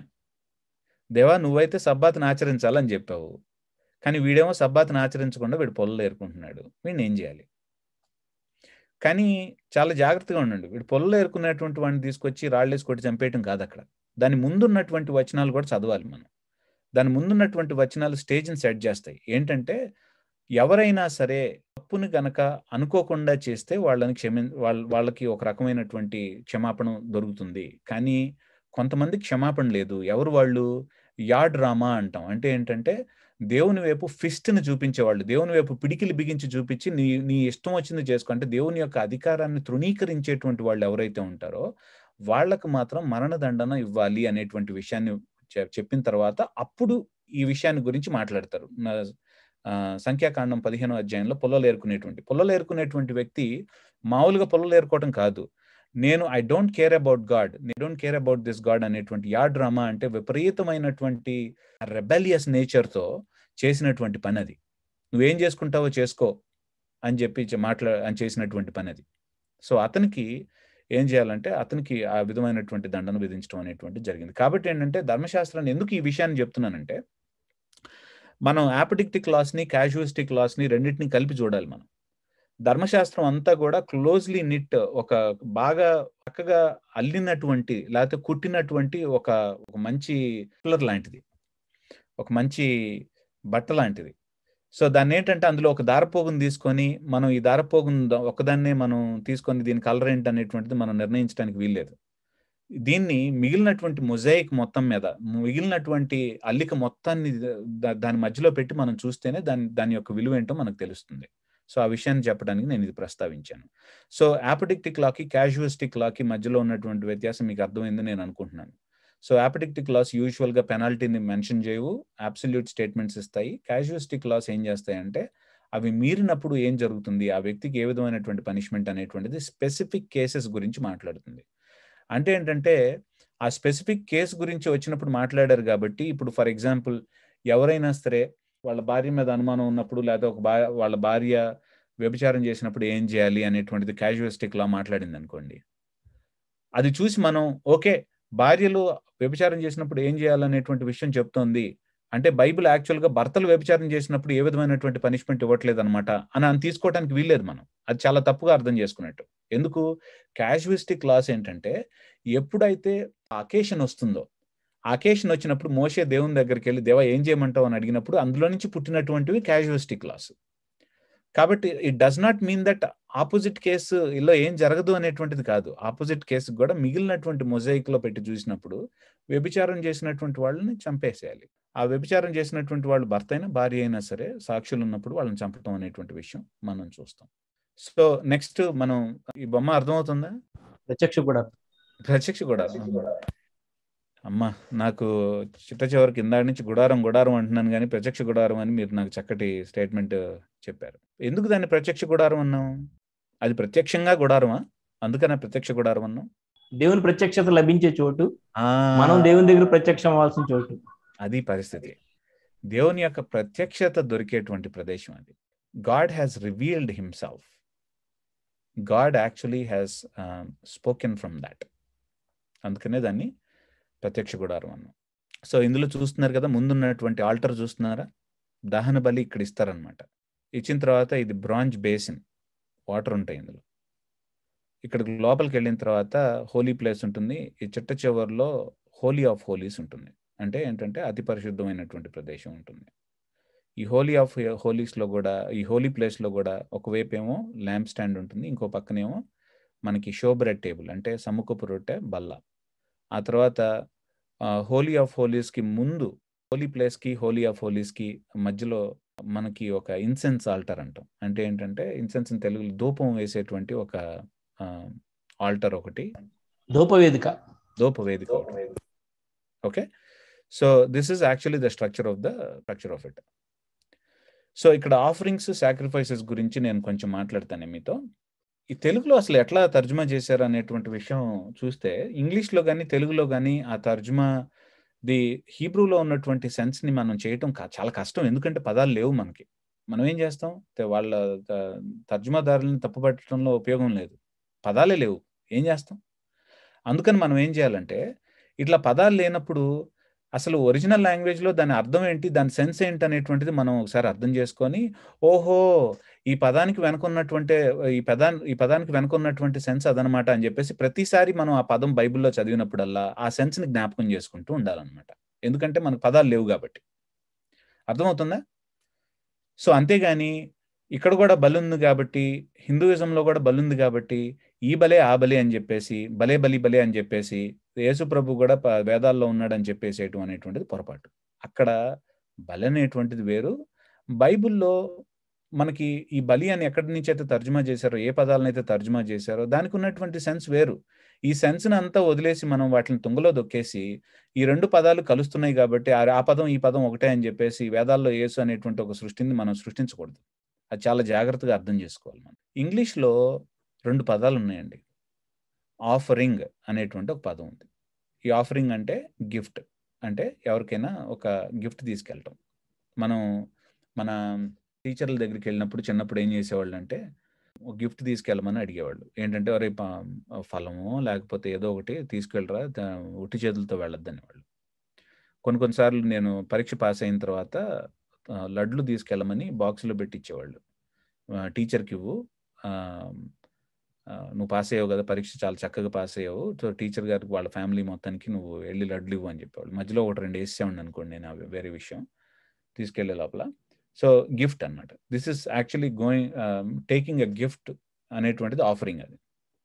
అయితే సాక్రిఫైస్ అనేటువంటి పదం కూడా ఇంగ్లీష్లో మనం ఉపయోగిస్తాం కదా. ఈ సాక్రిఫైస్ అంటే ఏంటంటే it comes from the Latin word. దానికి అర్థం ఏంటంటే సంథింగ్ దట్ మేక్స్ హోలీ, పరిశుద్ధ పరిచేది అనేది అర్థం. కానీ హీబ్రూలో కూడా 2 పదాలు ఉన్నాయి. ఆఫరింగ్కి సాక్రిఫైస్కి డిఫరెంట్ పదాలను ఉపయోగించడం అనేటువంటి జరిగింది హీబ్రూ కూడా. ఉదాహరణకి ఆఫరింగ్ అనేటువంటి పదం ఎవరన్నా సరే లేవీకాండం ఓపెన్ చేస్తారా? లేవీకాండం ఓపెన్ చేసి మొదటి వచనం ఎవరన్నా చదవగలరా? మొదటి అధ్యాయం మొదటి వచనం. యెహోవా మోషేని పిలిచి ప్రత్యక్షపు గుడారములో నుండి అతనికి ఈలాగు సెలవిచ్చాను, నీవు ఇశ్రాయేలీయులతో ఇట్లనుము, మీలో ఎవరైనను యెహోవాకు బలి అర్పించినప్పుడు గోవుల మందలో నుండి గాని, గొర్రెల మందలో నుండి గాని, సో మేకల మందలో నుండి గాని. బ్రదర్ అక్కడ ఏం చేశారు? అక్కడ బలి అనేటువంటి పదం ఉపయోగించారా? అవును. ఓకే, ఇప్పుడు ఏం చేస్తారంటే 3వ అధ్యాయానికి వచ్చినప్పుడు 3వ అధ్యాయం మొదటి వచనం ఒకసారి చదవండి. అతడు అర్పించున్నది సమాధాన బలి అయిన ఎడల, అతడు గోవులలోనిది తీసుకుని వచ్చిన ఎడల, అది మగదే గాని ఆడుదే గాని. 6వ వచనం ఒకసారి చదవండి. యెహోవాకు సమాధాన బలిగా ఒకడు అర్పించున్నది. 3వ వచనం చదవండి ఒకసారి. అతడు ఆ సమాధాన బలి పశువు యొక్క, అన్ని చోట్ల ఏమని చేశారు చూడండి తెలుగులో, బలి. ఓకే, సో ఇక్కడే పొరపాటు అయిపోయింది. ఎందుకంటే పదాలు లేవు. ఏం చేస్తాం? పదాలు ఉంటాయి కదా మనం చేయడానికి. వాళ్ళని తప్పుబట్టి తెలుగు బైబిల్ తప్పు అంటే కుదరదు. పదాలు లేవు, ఏం చేస్తాం?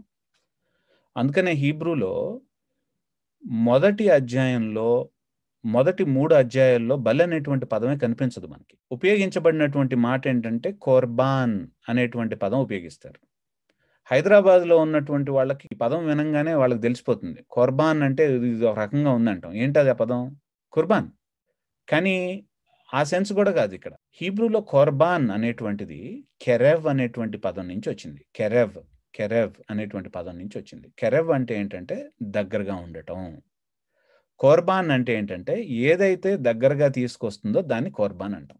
అంటే లేవికాండం మొదటి 5 అధ్యాయాల్లో ఉన్నటువంటి అంశం ఏమిటంటే, ఎస్పెషల్లీ మొదటి 3 అధ్యాయాల్లో ఉన్నటువంటి అంశం ఏంటంటే, దేవుడు దేని గురించి మాట్లాడుతున్నాడంటే, ఇప్పుడు నిర్గమకాండంలో వాళ్ళు సైనాయి పర్వతం దగ్గరికి వచ్చేసారు. సైనాయి పర్వతం దగ్గర వాళ్ళు ఇప్పుడు టాబర్నాకిల్ని కట్టేశారు, అయిపోయింది. అంటే ప్రత్యక్ష గుడారాన్ని కట్టేశారు, అయిపోయింది. ప్రత్యక్ష గుడారం దగ్గరికి సైనాయి పర్వతం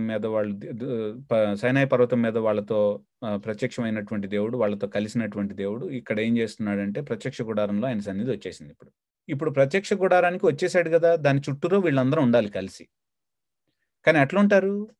వీళ్ళేమో అతి అపరిశుద్ధులాయే, ఆయనేమో అతి పరిశుద్ధుడాయే. వీళ్ళిద్దరు ఒకరితో వాళ్ళు పొసగలరా? అసలు కలిసి ఉండగలరా? అసలు ఇంపాసిబుల్. దేవుడు అతి పరిశుద్ధుడు, వీళ్ళేమో అతి అపరిశుద్ధులు. మనం కూడా ఇప్పుడు వెలుగుని చీకటిని రెండింటిని పక్క పక్కన పెట్టి చూడండి ఒకసారి. రెండింటిని కలిపి చూపించగలరా ఎవరన్నా సరే? చూపించలేరు. ఏం చేస్తుందంటే ఆయన యొక్క పరిశుద్ధత మన యొక్క అపరిశుద్ధతని మొత్తాన్ని మటాష్ చేసి పారేస్తుంది.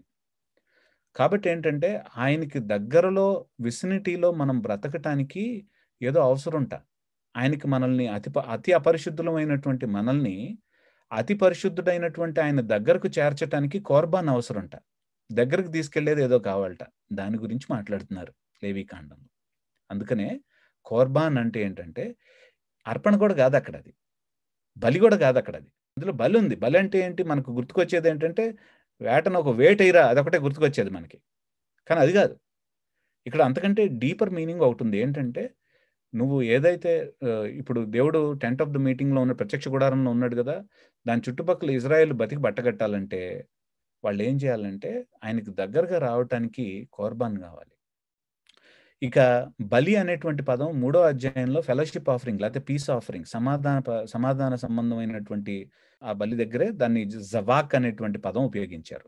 జవాక్ అనేటువంటి పదం it occurs only in the 3rd chapter. బలి అనేటువంటి పదం హీబ్రూలో రియల్ సెన్స్లో 3rd చాప్టర్లోనే మనకి కనిపిస్తుంది.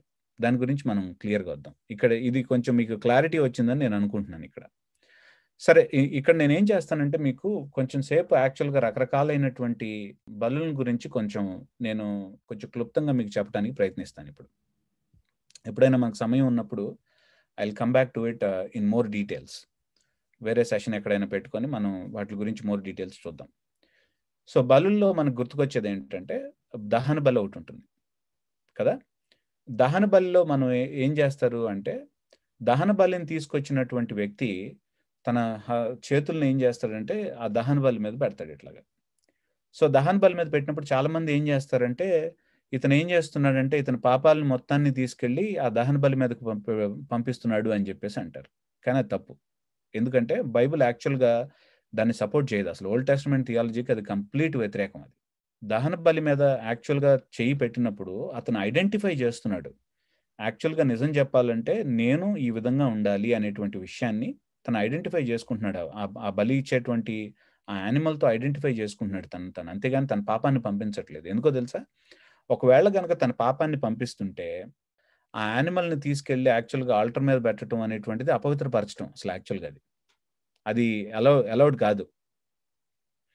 ఇంకొకటి, సమాధాన బలుల్లో కూడా 3వ అధ్యాయంలో మనం చూసేది ఏంటంటే చేతులు పెడతారు. అక్కడ కూడా చేతులు పెట్టినప్పుడు అక్కడ కనుక ఒకవేళ పాపం కనుక దాని మీదకి వెళ్తున్నప్పుడు సమాధాన బలిని యాక్చువల్గా కొంత పోర్షన్ ప్రీస్టులకు వెళ్తుంది, కొంత పోర్షన్ యాక్చువల్గా వీళ్ళు తింటారు.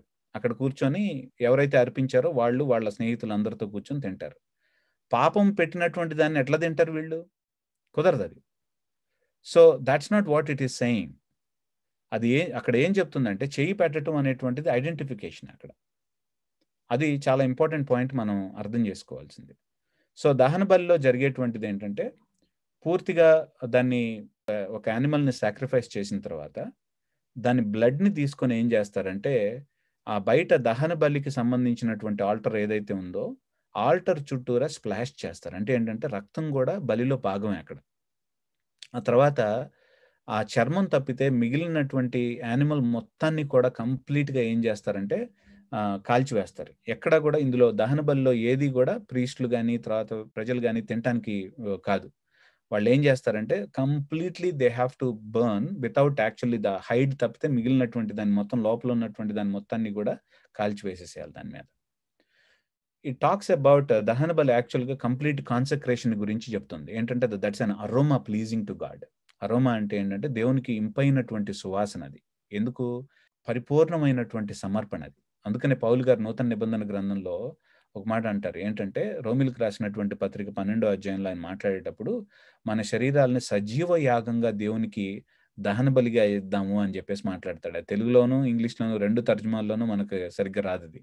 కానీ యాక్చువల్గా అక్కడ ఆయనకు ఉన్నటువంటి సెన్స్ ఏంటి ఆయనకు అర్థమైంది. పాత నిబంధన గ్రంథంలో సెన్స్ ఏంటో ఆయనకు అర్థమైంది. కాబట్టి ఎక్కడ కూడా రిజర్వ్డ్గా ఉంచుకోకుండా పరిపూర్ణమైనటువంటి సమర్పణ. నేను కొంచెం ప్రభు కోసం బతుకుతాను లేకపోతే కొంచెం లోకం కోసం బ్రతుకుతాను అనేటువంటిది కాదుట తన దహన బలిలో ఉన్నటువంటి విషయం. లేకపోతే నేను లోకం కోసం ప్రభుని ఆశ్రయిస్తాను అనేటువంటిది కూడా కాదుట. ఎందుకు? యేసు ప్రభుని ఎందుకు ఆశ్రయిస్తారు కొంతమంది? డబ్బుల కోసమో లేకపోతే కొంతమందికి ఇహ సంబంధమైనటువంటి విషయాలు, ఇహ సంబంధమైనటువంటి స్వస్థత కోసం ఆయన్ని అనుసరించడం ఇట్లాంటివి కొంతమందికి ఉంటాయి. వాళ్ళ ఆశ అంతా కూడా ఏంటంటే యేసు ప్రభు ఎందుకు అవసరం అంటే ఈ లోకంలో సంతోషంగా ఉండటానికి, ఈ లోకంలో వాళ్ళు ప్రాస్పెరిటీని అంటే సంపదతో ఉండటానికి యేసు ప్రభుని వాళ్ళు ఆశ్రయిస్తారు. కాబట్టి వాళ్ళ ప్రేమ ఏంటంటే యేసు ప్రభు మీద లేదు. ప్రేమ అంతా కూడా ఇహ సంబంధమైనటువంటి దాని మీద ఉంది. ఇదిగా దహన బలికి సంబంధించినటువంటిది. దహన బలికి సంబంధించినటువంటిది ఏంటంటే దేవుడే నాకు ఆశ్రయం, దేవుడే నాకు సమస్తం, దేవుని కోసమే నేను బ్రతుకుతున్నాను, ఆయనకి పరిపూర్ణంగా నన్ను నేను సమర్పించుకుంటున్నాను, నాకు కలిగిందంతా కూడా దేవుని వల్ల కలిగినటువంటిది, నాకు కలిగిందంతా కూడా దేవుని కోసం కలిగినటువంటిది అనేటువంటి దాంతో వచ్చి దహన బలిని సమర్పించేటువంటి విషయం అక్కడ. దాంతో పాటు యాక్చువల్గా గ్రెయిన్ ఆఫరింగ్ అంటే దాన్ని ఏమంటాం, ధాన్యంతో సంబంధించినటువంటి ఆఫరింగ్స్ మనం చూస్తాం 2వ అధ్యాయంలో.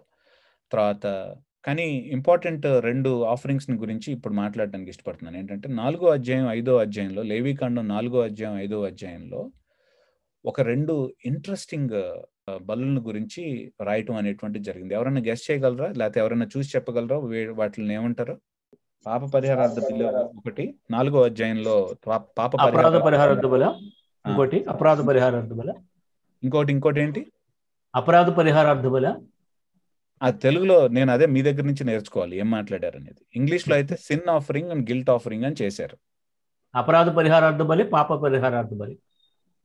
స్కిన్ ఆఫరింగ్ పాప పరిహారార్థ బలి, గిల్ట్ ఆఫరింగ్ అపరాధ పరిహారార్థ బలి. ఓకే, ఈ రెండింటికి మధ్యలో వ్యత్యాసం ఏంటో నేను అడిగిన ప్రశ్న ఏంటంటే సిన్ ఆఫరింగ్ కి గిల్ట్ ఆఫరింగ్ కి రెండింటి మధ్యన తేడా ఏంటి? మధ్యలో ఉన్నటువంటి వ్యత్యాసం ఏంటి అసలు? మధ్యలో ఉన్నటువంటి తేడా ఏంటి అసలు? This is actually very important point. ఏంటండి? తెలియకుండా ఇప్పుడు ఒక పొరపాటున జరిగేటటువంటిది వితౌట్ అవర్ కాన్షియస్నెస్, ఇంకోటి ఏదో వాంటెడ్ గా మనకు తెలిసి మనం చేసేటటువంటి. కానీ రెండిట్లో 5వ అధ్యాయంలో కనుక చూస్తే గిల్ట్ ఆఫరింగ్ లో కూడా అన్ఇంటెన్షనల్ ఉన్నాయి చూడండి. 14వ వచనం కనుక చూస్తే 5వ అధ్యాయం 14వ వచనాన్ని చూస్తే when anyone is unfaithful to the Lord by sinning unintentionally అనేటువంటి పదం చూస్తున్నారు చూడండి. అక్కడ 4వ అధ్యాయంలో 1వ వచనంలో the Lord said to Moses, say to the Israelites, when anyone sins unintentionally. So 2 చోట్ల unintentional ఉన్నాయి, 2 చోట్ల intentional ఉన్నాయి. ఏం చేద్దాం? వేరే వారి యొక్క ఆస్తులను గాని వేరే వారి యొక్క వాటిని గాని తీసుకున్నప్పుడు అపరాధ రుసుము చెల్లించి అపరాధ పరిహారత బలిగా అనుకోవచ్చు. సరే, మరి యెషయా గ్రంథం 53వ అధ్యాయంలో యేసు ప్రభుని, అంటే రాబోయేటువంటి మెస్సాయాని, మనకి ఇప్పుడు యేసు ప్రభు అని తెలుసు, రాబోయేటువంటి మెస్సాయా గురించి మాట్లాడుతూ యెషయా గ్రంథం 53వ అధ్యాయంలో అపరాధ పరిహారార్థ బలి అన్నారు. మరి ఆయన ఏం చేశాడు?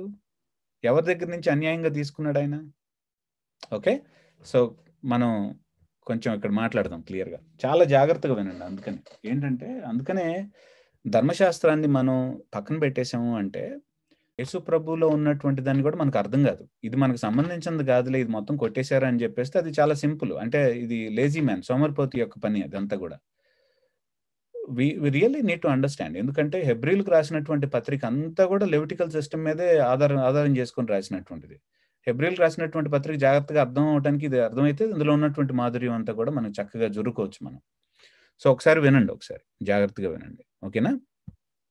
మళ్ళీ నేను షేర్ చేస్తున్నాను ఇక్కడ. సో ఇక్కడ 2 విషయాల్ని మనం చూస్తాం. ఏమిటంటే హోలీనెస్ అనేది ఒకటి, క్లీన్ అనేటువంటిది ఒకటి. ఇంగ్లీష్లో ప్యూర్ అని కూడా చేశారు దాన్ని.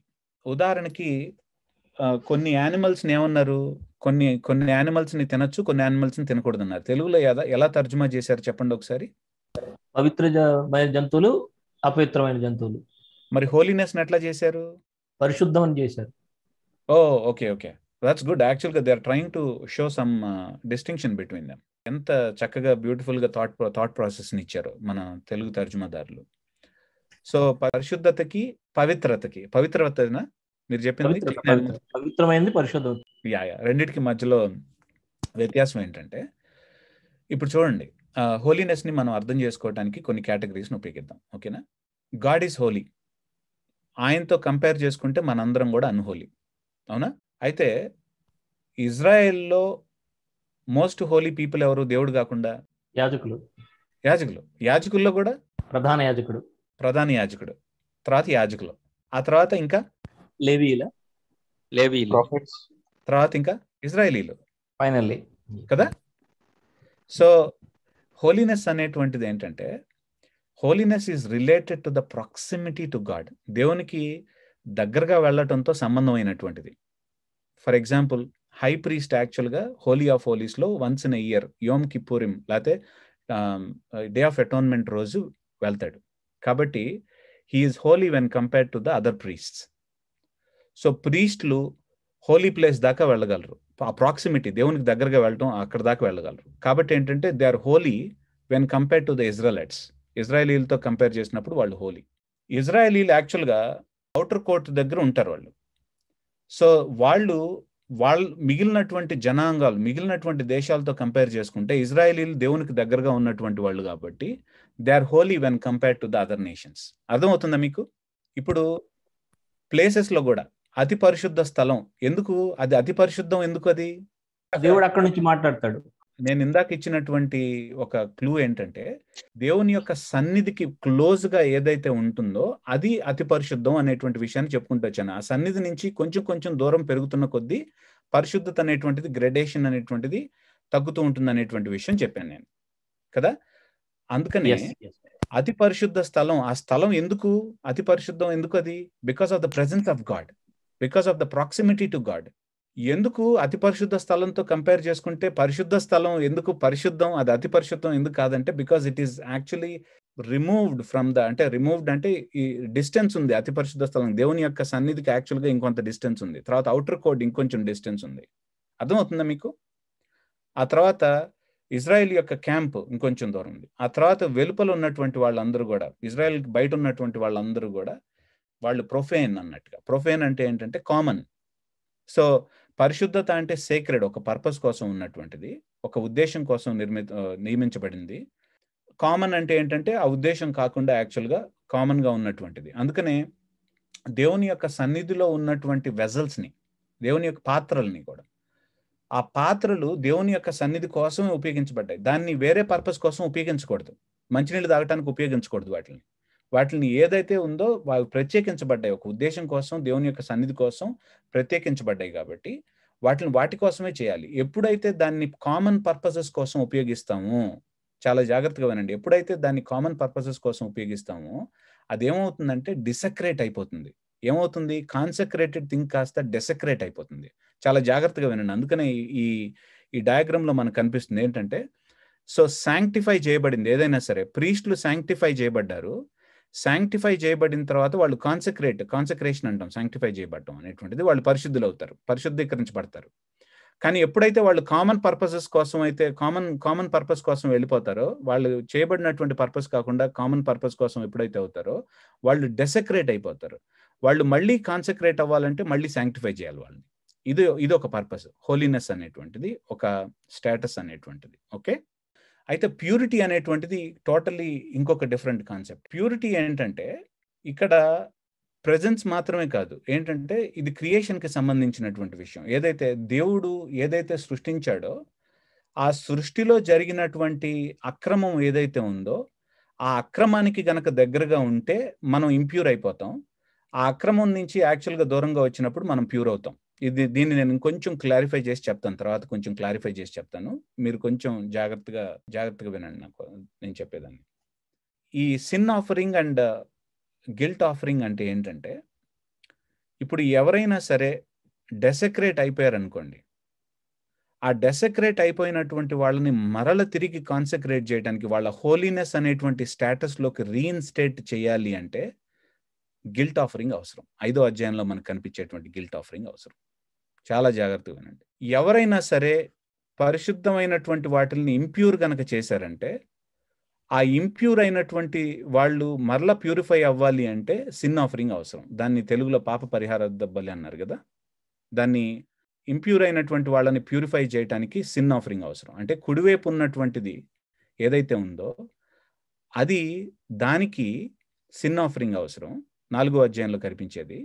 ఎడం వైపు అయితే ఏదైతే ఉందో దాన్ని కాన్సక్రేట్ చేయడానికి మనకి గిల్ట్ ఆఫరింగ్ అవసరం. అందుకనే గిల్ట్ ఆఫరింగ్ అనేటువంటిది కొంచెం చాలా జాగ్రత్తగా ఆలోచించాలి మనం. ఉదాహరణకి నేను ఒక ఎగ్జాంపుల్ తీసుకుంటాను మీకు. ఒక కుష్టివాడు ఉన్నాడు, లేవికాండంలో మనకు కనిపిస్తాడు. కుష్టి అతన్ని ఏం చేస్తారు? పాలెం అవతల పెడతారు. పాలెం అవతల పెట్టేస్తారు. ఎందుకు పెడతారు? అపవిత్రుడు కాబట్టి. ఓకే, ఎందుకు? దేవుడు అతన్ని అట్లా సృష్టించలేదు. ఆయన రోగం వల్ల అది అపవిత్రంగా దేవుని యొక్క సృష్టికి అక్రమం వల్ల జరిగినటువంటిది అది. కాబట్టి so he became impure. Palem బయట పెట్టడం వలన ఏమవుతారు? ఇజ్రాయెల్ జనాంగంలో నుంచి బయటకు వెళ్ళటం వలన ఏమవుతున్నాడు? ఆయన డెసక్రేట్ అవుతున్నాడు. చూసారా మీరు? నేను ఇందాక మీకు చెప్పాను, గుర్తుందా? హోలీనెస్ అనేటువంటి దేవుని యొక్క ప్రెజెన్స్ తో సంబంధించినటువంటిది. ఎవరైతే హోలీ ఆఫ్ హోలీస్ దగ్గరికి వెళ్ళగలరో వాళ్ళు పరిశుద్ధులు. ప్రధాన యాజకుడు హోలీ ప్లేస్ దగ్గరికి వెళ్ళగలిగినటువంటి వాళ్ళు, తర్వాత అవుటర్ కోర్ట్లో ఉన్నటువంటి వాళ్ళు, ఈ ఇజ్రాయెల్ పాలెంలో ఉన్నటువంటి వాళ్ళు, పాళెం వెలుపల ఉన్నటువంటి వాళ్ళు. ఇతను పాళెం వెలుపలికి తీసుకువెళ్ళటం వలన, ఇజ్రాయెల్ జనాంగంలో నుంచి అతను బయటకు వెళ్ళిపోవడం వలన అతను ఏమయ్యాడంటే డీసెక్రేట్ అవ్వటం వలన అతన్ని, అది హీల్ అయిపోయిన తర్వాత, అతని నుంచి క్యూర్ అయిపోయిన తర్వాత అతను ఏం చేయబడాలి అంటే మరల ఇజ్రాయెల్ జనాంగంలోకి ఆ స్టేటస్ని రీఇన్స్టేట్ చేయాల్సినటువంటి అవసరం ఉంది అతనికి. కాబట్టి గిల్ట్ ఆఫరింగ్ ఇచ్చారు ఇక్కడ ఆయనకి. గిల్ట్ ఆఫరింగ్ వల్ల ఆయన ఏం చేయబడుతున్నాడంటే మరల పరిశుద్ధ జనాంగంలో, దేవుని యొక్క పరిశుద్ధ జనాంగంలో పాలిభాగస్తుడిగా చేయబడుతున్నాడు ఆయన. ఎవరన్నా సరే, అంటే ఏంటంటే పరిశుద్ధమైన దాన్ని ఎవరన్నా పొల్యూట్ చేస్తే గనక అది డెసక్రేట్ అయిపోతుంది. కాబట్టి ఆ డెసక్రేట్ అయినటువంటి దాన్ని రీఇన్స్టేట్ చేయడానికి, మరలా అది పరిశుద్ధమైనటువంటి స్టేటస్కి తీసుకువెళ్ళటానికి గిల్ట్ ఆఫరింగ్ అనేటువంటిది అవసరం. దాని తెలుగులో అపరాధ పరిహారార్థ బలి అన్నారు. దానివల్ల అసలు ఏ విధమైనటువంటి అర్థం మనకు రాదు, కానీ that's what the sense is. ఎవరైనా, ఫర్ ఎగ్జాంపుల్, మీరు ఇది నా కోసం చదువుతారా? ఒకసారి read it for me please kindly. ఏంటంటే లేవికాండం 19వ అధ్యాయం 20 నుంచి 23 వరకు చదువుతారా ఎవరైనా? ఒకనికి ప్రదానము చేయబడిన దాసి వెల ఇచ్చి విమోచింపబడకుండగానేమి, ఊరక విడిపింపబడుకుండగానేమి ఒకడు దానితో సైనించి వీర్య స్థలనము చేసిన ఎడల వారిని శిక్షింపవలను. అది విడిపింపబడలేదు గనుక వారికి మరణ శిక్ష విధింపకూడదు. అతడు అపరాధ పరిహారార్థ బలిని అనగా అపరాధ పరిహారార్థ బలియగు పొట్టేలను ప్రత్యక్షపు గుడారం యొక్క ద్వారమునకు యెహోవా సన్నిధికి తీసుకుని రావాలను. చూస్తున్నారు ఇక్కడ ఏం జరుగుతుందంటే, ఎవరికో ప్రదానం చేయబడినటువంటి ఒక ఆమెను తీసుకొచ్చి ఏం చేస్తున్నారంటే, ఇతను అన్యాయంగా ఆమెతో శయనించడం అనేటువంటి జరిగింది. దీనివల్ల ఏం చేస్తున్నాడంటే, అతను డెసక్రేట్ చేసినటువంటిది ఏంటంటే గుడారంలో, ప్రత్యక్ష గుడారంలో ఉన్నటువంటి వస్తువులే కాదు పరిశుద్ధమైనవి.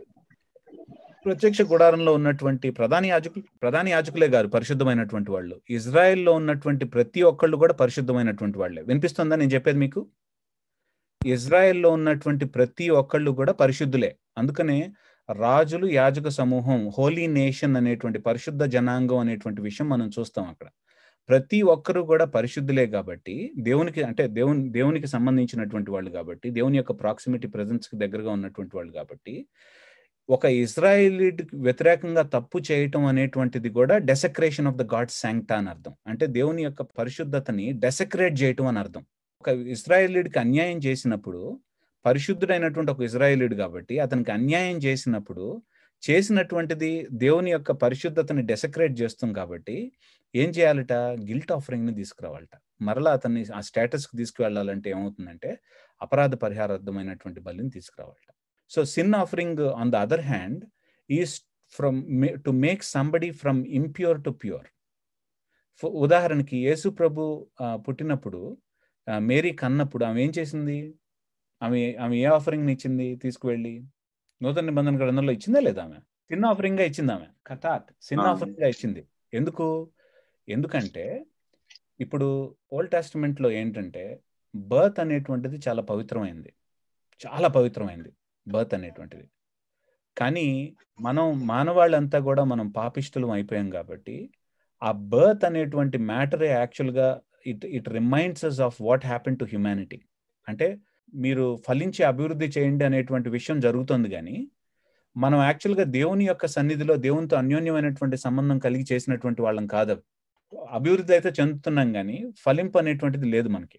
కాబట్టి it reminds us everything, actually it reminds us మనకి పడిపోవటం వల్ల జరిగినటువంటి ప్రతి ఒక్కదాన్ని జ్ఞాపకం చేస్తుంది. కాబట్టి ఈ సిన్ ఆఫరింగ్ లో మనం ఏం చేస్తామంటే ఇంప్యూర్ అయిపోయినటువంటిది, ఎస్పెషల్లీ బ్లడ్ బర్త్ ఇచ్చినప్పుడు యాక్చువల్గా బ్లడ్ అవుతుంది కాబట్టి బ్లడ్ వెళ్ళటం అనేటువంటి దాన్ని ఇంప్యూరిటీ. ప్యూర్ అవ్వాలి అంటే సిన్ ఆఫరింగ్ నుంచి యాక్చువల్గా ప్యూరిఫై అవుతాం. సో ఇది పాపానికి సంబంధించింది కాదు. ఇది యాక్చువల్గా ఏంటంటే దేవుని యొక్క క్రియేషన్లో జరిగినటువంటి ఒక భంగపాటుని జ్ఞాపకం చేసేటువంటిది.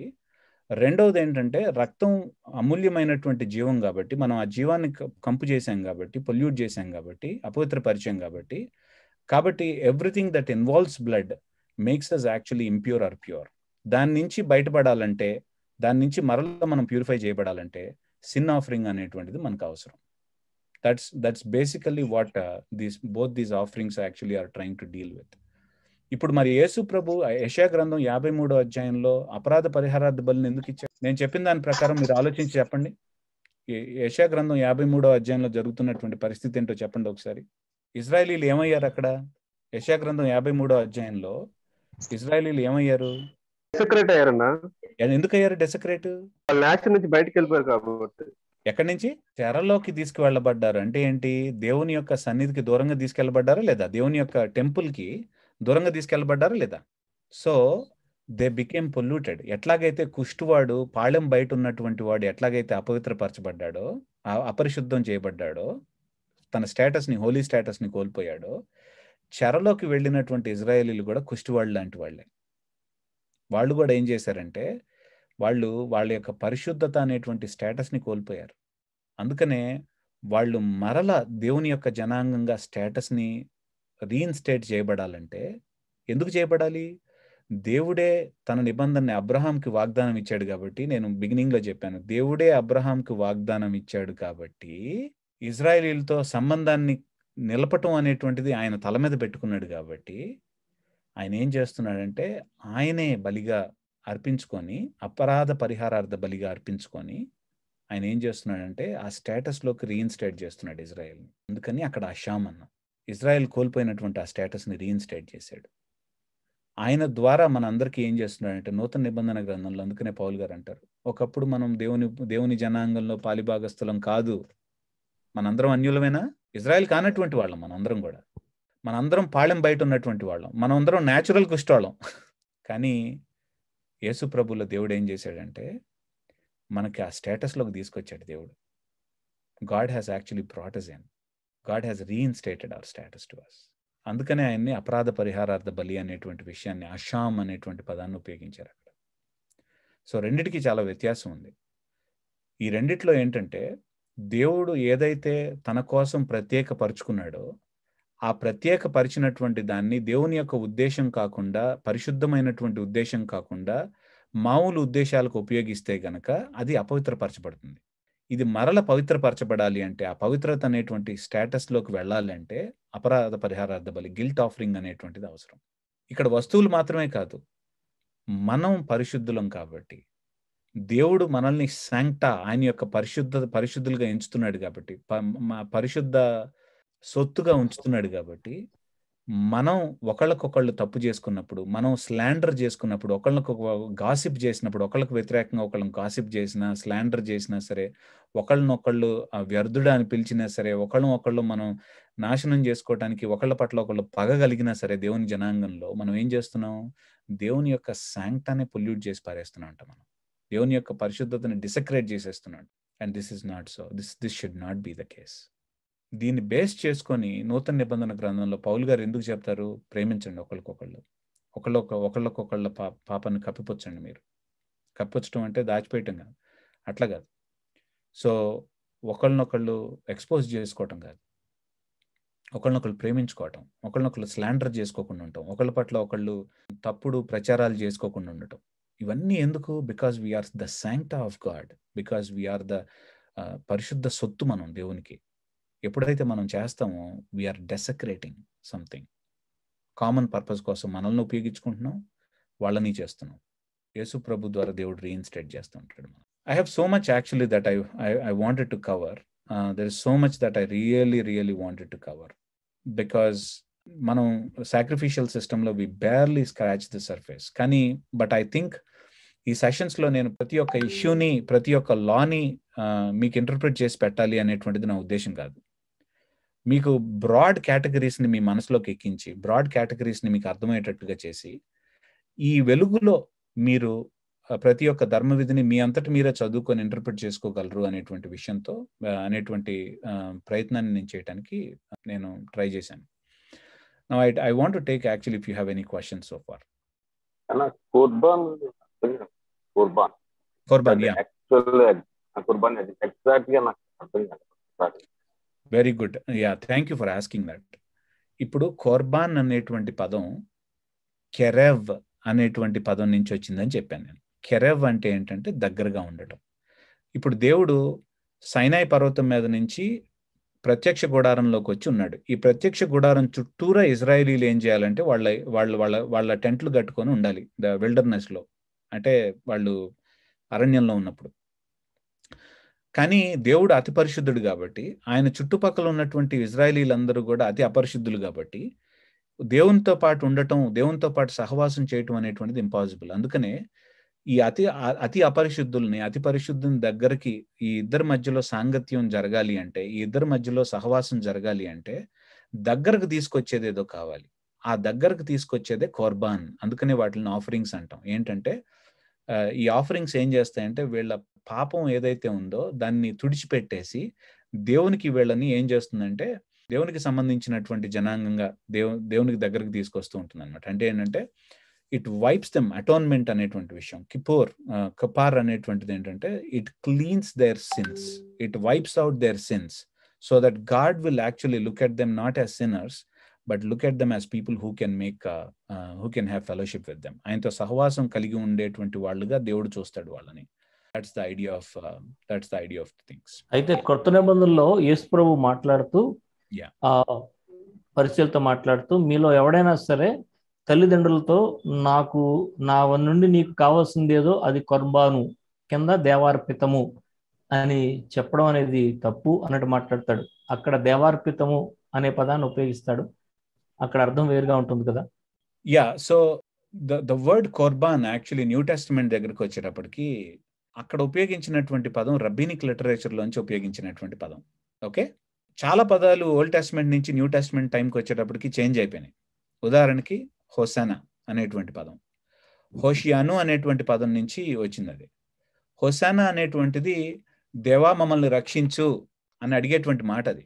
కానీ నూతన నిబంధన దగ్గరకు వచ్చేటప్పటికి హోసానా అనేటువంటిది రబ్బినిక్ లిటరేచర్లో మెస్సాయాకి మారుపేరుగా తయారైంది. అది ఎందుకు? రక్షించేవాడు కాబట్టి ఆ రక్షించటం అనేటువంటి ప్రక్రియ, రక్షించేవాడు అనేటువంటిది రెండు కలిసిపోయి ఒక పదంలో మిళితం అయిపోయినాయి రెండు కూడా.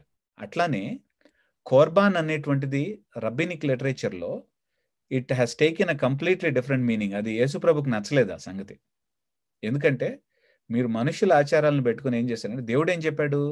మీరు తల్లిదండ్రుల్ని ఆనర్ చేయాలి. కెబోర్డ్ అంటే వెయిట్ ఉన్నటువంటి వాళ్ళుగా, సిగ్నిఫికెన్స్ ఉన్నటువంటి వాళ్ళుగా మీరు ఎంచాలి. వాళ్ళు ఉపయోగపడినప్పుడు నేను ఎంచుతాను, వాళ్ళకి కాటి కాళ్ళు జాపుకున్నప్పుడు, వాళ్ళు పనికిరానప్పుడు, వాళ్ళ వల్ల ఏ ఉపయోగం లేనప్పుడు వాళ్ళని తీసుకెళ్ళి ఒక మూల పడేయటం అనేటువంటిది కాదు. తల్లిదండ్రులు అంటే దేవుని యొక్క స్వరూపంలో, దేవుని యొక్క పోలిక చొప్పున తయారు చేయబడ్డారు కాబట్టి వాళ్ళు వెయిటేజ్ ఉన్నటువంటి వాళ్ళుగా వాళ్ళని చూడాలి. కానీ పరిసయ్యులు ఏం చేస్తున్నారంటే, వెయిటేజ్ ఉన్నటువంటి వాళ్ళుగా చూడకుండా ఉండటానికి మీ దగ్గర ఒక లూప్ హోల్ ఇస్తాం. ఆ లూప్ హోల్ ఏంటంటే కోర్బాన్ అనేటువంటి పదాన్ని తీసుకొచ్చి ఉపయోగించారు. అంటే ఆ పదంని ట్విస్ట్ చేసి పారేశారు పరిసయ్యులు రబ్బినిక్ లిటరేచర్లో. యేసుప్రభుకు నచ్చలేదు అది. అందుకనే పరుష పదజాలంతో వాళ్ళని, పరుష పదజాలం అంటే మన వాళ్ళలాగా ఉపయోగించలేదులే, కానీ ఆయన చాలా హార్ష్ టర్మ్స్లో వాళ్ళని తిట్టడం అనేటువంటి జరిగింది. భ్రష్టులారా, సున్నం కొట్టిన సమాధులారా, మీరేం చేస్తున్నారంటే దేవుని యొక్క నీతిని మార్చి పారేస్తున్నారే, ఆ పదాలకే వేరే అర్థాన్ని ఇచ్చేస్తున్నారే, మిమ్మల్ని ఏమనాలరా. బట్ ఇప్పుడు బ్యాప్టిజం అనే పదం కూడా ఓల్డ్ టెస్ట్మెంట్ లేదు, ఇది కూడా రబ్బినిక్ లిటరేచర్ నుంచి వచ్చిందేనా? బ్యాప్టిజం యాక్చువల్గా ఇప్పుడు బ్యాప్టిజం వాజ్ యూజ్డ్, ఎవరైనా సరే యూదులు కానటువంటి వాళ్ళు యూదుల దేవుడిని ఆశ్రయించటానికి, యూదులుగా ప్రాసెలైట్స్గా అంటే కన్వర్టెడ్ యూదులుగా ఎవరన్నా ఉండాలి అంటే వాళ్ళు బాప్తిస్మం ద్వారా లోపలికి వచ్చారు. అవును, వాళ్ళకి స్నానం చేసి తీసుకొచ్చారు. నేను అంటూ I'm asking about the word baptism. Right procedure. Yeah, అది నేను దాన్ని ట్రాక్ చేసుకుంటూ వస్తున్నాను, పదాన్ని ట్రాక్ చేసుకుంటూ వస్తున్నాను. కుమ్రాన్ దగ్గరికి వచ్చేటప్పటికి, కుమ్రాన్ అనేటువంటి మృత సముద్రం దగ్గర కొంతమంది ఏం చేశారంటే, ఈ యెరూషలేములో పట్టినటువంటి చీడంతా చూసి తట్టుకోలేక, పోండ్రా వెదవల్లారా మీరందరూ, మీతో పాటు అసలు ఉండటమే తప్పు, మహాపాపం అని చెప్పేసి వీళ్ళు ఏం చేశారంటే, మృత సముద్రం దగ్గరికి వచ్చి ఒక చిన్న కమ్యూనిటీని కట్టుకొని, మనం పరిశుద్ధంగా ఉందాంరా, మనం దేవుని కోసం వేచి ఉందాం, కనిపెట్టుకొని ఉందాం, టీచర్ ఆఫ్ రైచియస్నెస్ అంటే నీతిని బోధించేటువంటి ఆ మెస్సాయా వస్తాడు, వచ్చిన తర్వాత మనకు బోధిస్తాడు అని చెప్పేసి వాళ్ళు ఒక కమ్యూనిటీని కట్టుకొని ఉన్నారు. వీళ్ళు ఏం చేశారంటే బాప్తిస్మం వీళ్ళు రోజుకి 20 సార్లు చేసేవాళ్ళు. ఎందుకు? అపవిత్ర పడిపోతున్నాం అని చెప్పేసి ప్రతిసారి పవిత్రపరచుకోవడానికి వాళ్ళు ఏం చేసేవాళ్ళు అంటే ప్రతిసారి రోజుకి 20 సార్లు బాప్తిస్మం తీసుకోవడం మొదలుపెట్టారు. అంటే బాప్తిస్మం అనేటువంటి పదం ఎట్లా మారిందో చూడండి. యూదులు కానటువంటి వాళ్ళు యూదులు అవ్వటానికి ఉపయోగిస్తే, యూదులు అయినటువంటి వాళ్ళు కూడా అపవిత్రమైనటువంటి వాళ్ళు పవిత్రపరచడానికి బాప్తిస్మం ఉపయోగించారు. కానీ నూతన నిబంధన గ్రంథం టోటల్లీ డిఫరెంట్ డైరెక్షన్లో తీసుకెళ్ళింది ఆ పదాన్ని. ఎట్లాగంటే యూదులైనా యూదులు కానటువంటి వాళ్ళైనా సరే ప్రతి ఒక్కరికి న్యూ బర్త్ అనేటువంటిది అవసరం. వాళ్ళ నికృష్ట తత్వాన్ని ఒప్పుకొని పరిశుద్ధీకరించబడటం అనేటువంటి ప్రక్రియలో భాగంగా, పరిశుద్ధీకరించబడటం అనేటువంటి ప్రక్రియకి చిహ్నంగా బాప్తిస్మం అనేటువంటి తీసుకుంటారు. యోహానులో ఒక రకమైనటువంటి అర్థం ఉంది దానికి. యేసు ప్రభు మరణ పునరుత్థానాలు అయిన తర్వాత శిష్యులు యాక్చువల్గా దానికి ఒక చక్కటి బ్యూటిఫుల్ మీనింగ్ అనేటువంటిది, అంటే మారినటువంటి మీనింగ్తో దాన్ని ఉపయోగించడం అనేటువంటిది జరిగింది. అంటే ఏంటంటే బాప్తిస్మం అని కనిపించినటువంటి ప్రతి చోట కూడా ఒకే అర్థం అనేటువంటిది లేదు అనేటువంటిది నేను చెప్తున్నాను. రబ్బినిక్ లిటరేచర్లో దీనికి ఒక అర్థం ఉంది, కుమ్రాన్ వాళ్ళు ఉపయోగించినప్పుడు దీనికి ఒక అర్థం ఉంది. బాప్తిస్మం ఇచ్చేటువంటి యోహాను యేసు ప్రభు యొక్క మరణ పునరుత్థానాలకు ముందు ఉపయోగించేటప్పుడు దానికి ఒక అర్థం ఉంది. ఆ తర్వాత మరణ పునరుత్థానాలు అయిన తర్వాత దీనికి కంప్లీట్గా ఒక డిఫరెంట్ మీనింగ్ని సంతరించుకుంది. This is what I want to tell. Sai అన్న, నేను అనిల్ అన్న. ఏం లేదన్నా, ఇప్పుడు హోలీనెస్ ని మనము ప్రాక్సిమిటీ సెన్స్ లో అర్థం చేసుకోవాలి అని చెప్పారు కదా. సో ప్రాక్సిమిటీ అని అంటున్నప్పుడు మనం జనరల్ సెన్స్ లో మనకి అర్థమవుతుంది ఏంటి అని అంటే జియోగ్రఫికల్ గా అర్థమవుతుంది. మనం దేవుణ్ణి గాడ్ ఈస్ హోలీ అని అంటున్నప్పుడు అప్పుడు ఏ సెన్స్ లో అర్థం చేసుకుంటాము ఒకటి. రెండోది ఈవెన్ ఇశ్రాయేలీని గురించి వాళ్ళ హోలీ అని అంటున్నప్పుడు కూడా మోరల్ డైమెన్షన్ ఏమైనా ఉంటుందా దాంట్లో అనేది కూడా చెప్పండి. Definitely. That's a very, very good question, which means actually I know the answer also. See, holiness ni proximity ante when it comes to the creation, Bible lo చాలా రకాలైనటువంటి పదాలు దేవుడికి ఉపయోగించబడ్డాయి, మనుషులకు ఉపయోగించబడ్డాయి. దేవుడికి ఉపయోగించబడినప్పుడు ఈ పదానికి కంప్లీట్లీ డిఫరెంట్ మీనింగ్ ఉంది. ఉదాహరణకి నకామ్ అనేటువంటి పదం ఆదికాండం 6వ అధ్యాయంలో నకామ్ అనేటువంటి పదం దేవుడికి ఉపయోగించబడింది. పశ్చాత్తాపడ్డాడు. సో కానీ ఆ పదం నిజానికి చెప్పాలంటే దేవుడికి ఉపయోగించినప్పుడు దానికి టోటలీ డిఫరెంట్ మీనింగ్ ఉంది. బికాస్ పశ్చాత్తాపడడం, అది తప్పు చేశాను నేను, ఈ వెధవలను సృష్టించి నేను తప్పు చేశాను, అది కాదు దేవుడు అనుకునేది. మన యొక్క స్థితిని చూసి ఆయన బాధపడ్డాడు అనేటువంటి విషయం. That's what it is saying. It does not mean God has made a mistake and he is really saying అర్రర్రర్ర తప్పు చేశాను, అది కాదు యాక్చువల్గా. బట్ మనుషులు యాక్చువల్గా నకామ్ అనేటువంటి పదం ఉపయోగించినప్పుడు మనుషులకి it has totally a different meaning. అయితే హోలీనెస్ అనేటువంటిది కూడా మనం ఇట్లానే అర్థం చేసుకోవాలి. ఏంటంటే when it is used for God, it means God is unique. There is no one like God. దేవుని లాంటి వాళ్ళు ఇంకెవరు లేరు. Define God and give 3 examples అంటానికి లేదు. God is alone. ఆయన యొక్క కేటగిరీలో ఇంకెవ్వరిని పెట్టడానికి లేదు. He is completely different category and he is holy. But when it is applied to us, మన హోలీనెస్ యాక్చువల్గా it is a contagious holiness. Contagious ఏంటంటే మనం పరిశుద్ధత అనేటువంటిది దేవుడు లేకుండా సంతరించుకోవటం అనేటువంటిది పాసిబుల్ కాదు. Bible actually says that it is irrelevant. The word without reference to God is irrelevant. He is the foundation for holiness. ఆయన యొక్క యునిక్నెస్ని బట్టి ఆయనే ఫౌండేషన్ హోలీనెస్కి. మన యొక్క హోలీనెస్ ఏంటంటే ఆయన యొక్క ప్రాక్సిమిటీ అండ్ ప్రెజెన్స్తో పాటు అనుసంధానం అయినటువంటిది అనేటువంటి విషయం. And which also means that నేను ఆయనకు సంబంధించినటువంటి వ్యక్తిని, ఆయన యొక్క సన్నిధికి దగ్గరగా ఉన్నటువంటి వ్యక్తిని, ఆయన యొక్క సన్నిధికి థిక్నెస్ ఆఫ్ ద సన్నిధిలోకి నేను వెళ్ళినటువంటి వ్యక్తిని కాబట్టి నేను కూడా యునీక్గా ఆయనలాగా ఉండాల్సినటువంటి రెస్పాన్సిబిలిటీ నా మీద ఉంది. So it has moral and ethical implications on us. ఏంటంటే we don't live like anyone else. We live like our God who is unique. ఆయనకు సంబంధించినటువంటి యునీక్ గాడ్కి సంబంధించినటువంటి యునీక్ పీపుల్గా, with unique thoughts, with unique intentions, with unique actions we live. And these are the consequences of holiness. But holiness as a category is in proximity and presence of God. ఈ రెండిటితో సంబంధించినటువంటిది. దీని యొక్క consequences ఏంటంటే మన మాటల్లో కానీ, ఇంటెన్షన్స్లో కానీ, నడవడికలో కానీ బయటపడతాయి ఇవన్నీ కూడా. We live uniquely, we speak uniquely, we think uniquely, we intend things uniquely based on the holiness of God. I hope actually it makes sense now. అందుకే ఆ పదం అంటాడు, be ye holy for I am holy అని. I am holy because be holy for I am holy అనేటువంటిది లేకపోతే be holy అనేటువంటి దానికి అర్థం లేదు అసలు. రంగనాథ్ అన్న క్వశ్చన్ ఏమంటే, సజీవయాగంగా అన్నారు కదన్నా, జబాక్ అని యూజ్ చేశారు కదన్నా, దాన్ని ఓల్డ్ టెస్టమెంట్ లో కంపేర్ చేసుకుంటే ఇప్పుడు ఎలా అప్లై చేసుకోవచ్చు? కొంచెం దాని అర్థం సజీవ యాగంగా అనేటువంటి వర్డ్ దగ్గర జవాక్ అనేటువంటిది కాదు. That's not the sense I think Paul has. Okay, so జవాక్ అనేటువంటిది పీస్ ఆఫరింగ్ కి ఉపయోగించబడింది, సమాధాన ఆఫరింగ్ కి ఉపయోగించబడింది. సమాధాన ఆఫరింగ్స్ ఏం చేయాలంటే చూడండి, సాక్రిఫిషియల్ సిస్టమ్ లో ఫర్ ఎగ్జాంపుల్ ఫస్ట్ ఏం చేస్తామంటే దేవుని యొక్క సన్నిధికి వెళ్ళినప్పుడు మనం ఇంప్యూర్ అయిపోయాం కాబట్టి ప్యూరిఫై అవడానికి సిన్ ఆఫరింగ్ని ఇస్తాం. స్టేటస్లోకి రీఇన్స్టేట్ చేయబడటం అనేటువంటిది గిల్ట్ ఆఫరింగ్.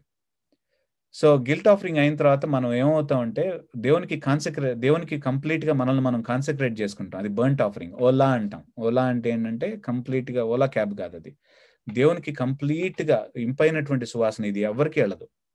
గిల్ట్ ఆఫరింగ్లో ప్రీస్టులు తర్వాత I'll come back to that. But Ola ఏంటంటే కంప్లీట్గా దేవునికి మాత్రమే వెళ్తుంది. ఈ దేవునికి మాత్రమే వెళ్ళేటువంటి వాళ్ళు ఏం చేస్తారంటే, దేవుని చేత నేను క్షమించబడ్డాను, ఆయనతో రిలేషన్ రెస్టోర్ అయింది, దేవుని యొక్క పిల్లల్లో నా స్టేటస్ రెస్టోర్ అయింది కాబట్టి now I offer piece offering. ఈ పీస్ ఆఫరింగ్ లో భాగంగా ఏం చేస్తానంటే, నా చుట్టుపక్కల వాళ్ళతో, నా కుటుంబంతో దేవుడిని నేను ఆస్వాదిస్తున్నాను, దేవుని పిల్లల మధ్యలో నేను ఉన్నానని నాకు కలిగింది షేర్ చేసుకుంటూ దేవుని సన్నిధిలోనే నేను తింటాను. అది పీస్ ఆఫరింగ్ అంటే. దాన్ని జవాక్ అన్నారు.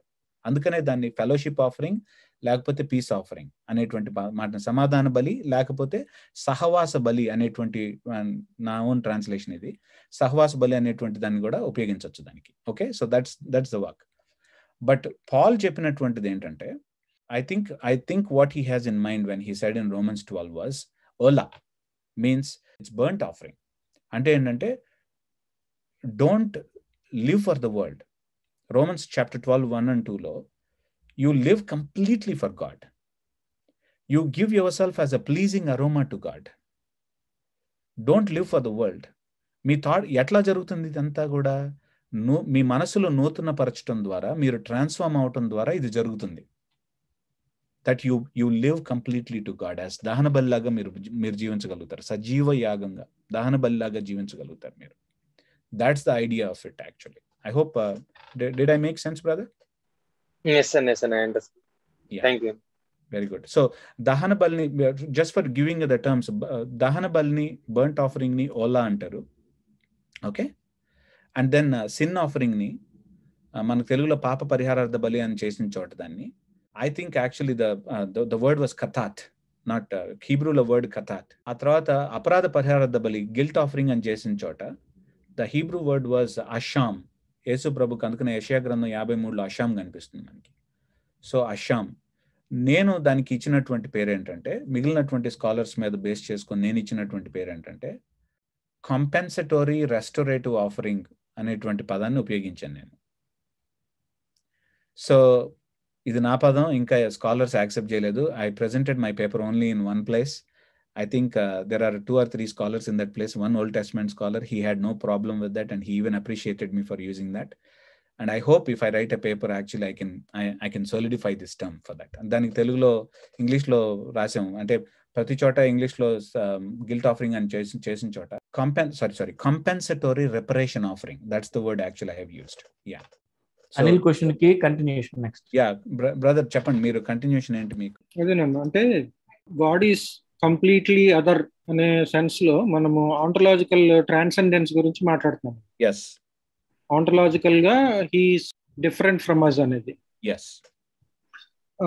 రెండోది, మనము ప్రాక్సిమిటీ అంటే దేవుని సన్నిధికి సమీపంగా ఉండడం వల్ల ఆయన లా ఉండాలి అని అంటున్నప్పుడు అక్కడ మనం మోరల్ డైమెన్షన్ ని పిక్చర్ లోకి తీసుకొస్తున్నాం. yes. సో అక్కడే నేను ఏమంటున్నానంటే, సెట్ అపార్ట్నెస్ అనేది ఒక ఆస్పెక్ట్ అయితే, రెండోది దేవునిలో కూడా మోరల్ డైమెన్షన్ ని మనం హోలీనెస్ కోణంలో డిఫైన్ చేయలేమా అని. Yeah, I think I think that's a good systematic theology question, and I think there are some scholars actually who include that term within that, but I have to say it's a consequence. Hebraic terminology lo, that's a consequence. The term itself actually does not carry that dimension, but it does not mean that dani moral implications levu ani kaadu. Moral implications unnai. Set apartedness అనేటువంటిది, that's the main thrust of the word, but it has implications, and implications in actually I'm somehow actually not really comfortable in putting in the word, because the word doesn't have that sense. అన్న మురళి మాట్లాడుతున్నానన్నా. ఇక్కడ వైజాగ్ లో మా దగ్గర, మా చుట్టుపక్కల ఒక ఆయన ఉన్నారు. ఆయన ఫస్ట్ క్రిస్టియానిటీలో ఉండేవాళ్ళు, ఆ తర్వాత జెహోవా విట్నెస్ లో కలిశారు. కొద్ది రోజులకి తర్వాత ఇప్పుడు యూదా మతం పుచ్చుకున్నారు. ఆయన మా చుట్టుపక్కల ఏం బోధిస్తున్నారంటే, యేసుక్రీస్తు ప్రభు పస్కా నాడు బలి అయ్యాడు, పస్కా బలి పశువు పాపాన్ని తీసివేయదు, యోమ్ కిప్పూర్ రోజు జరిగే బలే పాపాన్ని తీసివేస్తుంది, ఇప్పుడు యేసుక్రీస్తు ప్రభులో మనకు పాప పరిహారం ఎలా దొరుకుతుంది అని బోధిస్తున్నారు. డే ఆఫ్ అటాన్మెంట్ రోజు జరిగినటువంటిది పస్కా అనేటువంటిది పాపాన్ని తీసేయదు. Yes, and tell me again what he said. I'm trying to reconstruct. Yes, okay okay. అంటే ఆయన చెప్పేది ఏంటంటే అన్న, మన పాప క్షమాపణ దొరకాలంటే యోమ్ కిప్పూర్ రోజు జరిగేదే మనకి పాప క్షమాపణ తీసుకుని వస్తుంది. పస్కా అనేది బానిసత్వం నుంచి విడిపించిన దానికి సూచన. సో యేసుక్రీస్తు ప్రభువు పస్కా నాడు మరణించాడు, లేదంటే పస్కా బలి పశువు అని పిలువబడటంతో యేసుక్రీస్తులో మనకి పాప క్షమాపణ లేదు అంటూ తన యూదా మతాన్ని ప్రకటిస్తూ ఉన్నారు ఇక్కడ. It doesn't work. అప్పుడు It doesn't work. Let me say why. See, the word sin offering takes away sin. It wipes clean sin. నేను ఇందాక చెప్పినటువంటి కథాట్ ఏదైతే ఉందో, కథాట్ really takes out the sin. అటోన్మెంట్లో 2 పార్ట్స్ ఉంటాయి. లేవీ కాండంలో బర్ంట్ ఆఫరింగ్ లో కూడా ఫర్ ద అటోన్మెంట్ అనేటువంటి పదం ఉపయోగించారా లేదా? మొదటి అధ్యాయంలో. మీకు అర్థమవుతుందా నేను చెప్పేది? So all these are for atonement. All these offerings యాక్చువల్గా మనకి మధ్యలో గ్రెయిన్ ఆఫరింగ్ దగ్గర అటోన్మెంట్ అనేటువంటి పదం ఉపయోగించరు, కానీ sin offering actually is for atonement అనేటువంటి పదం ఉపయోగిస్తారు. Burnt offering is for atonement అని ఉపయోగిస్తారు. And guilt offering actually is for atonement అనేటువంటి పదాన్ని కూడా ఉపయోగిస్తారు. What about that then?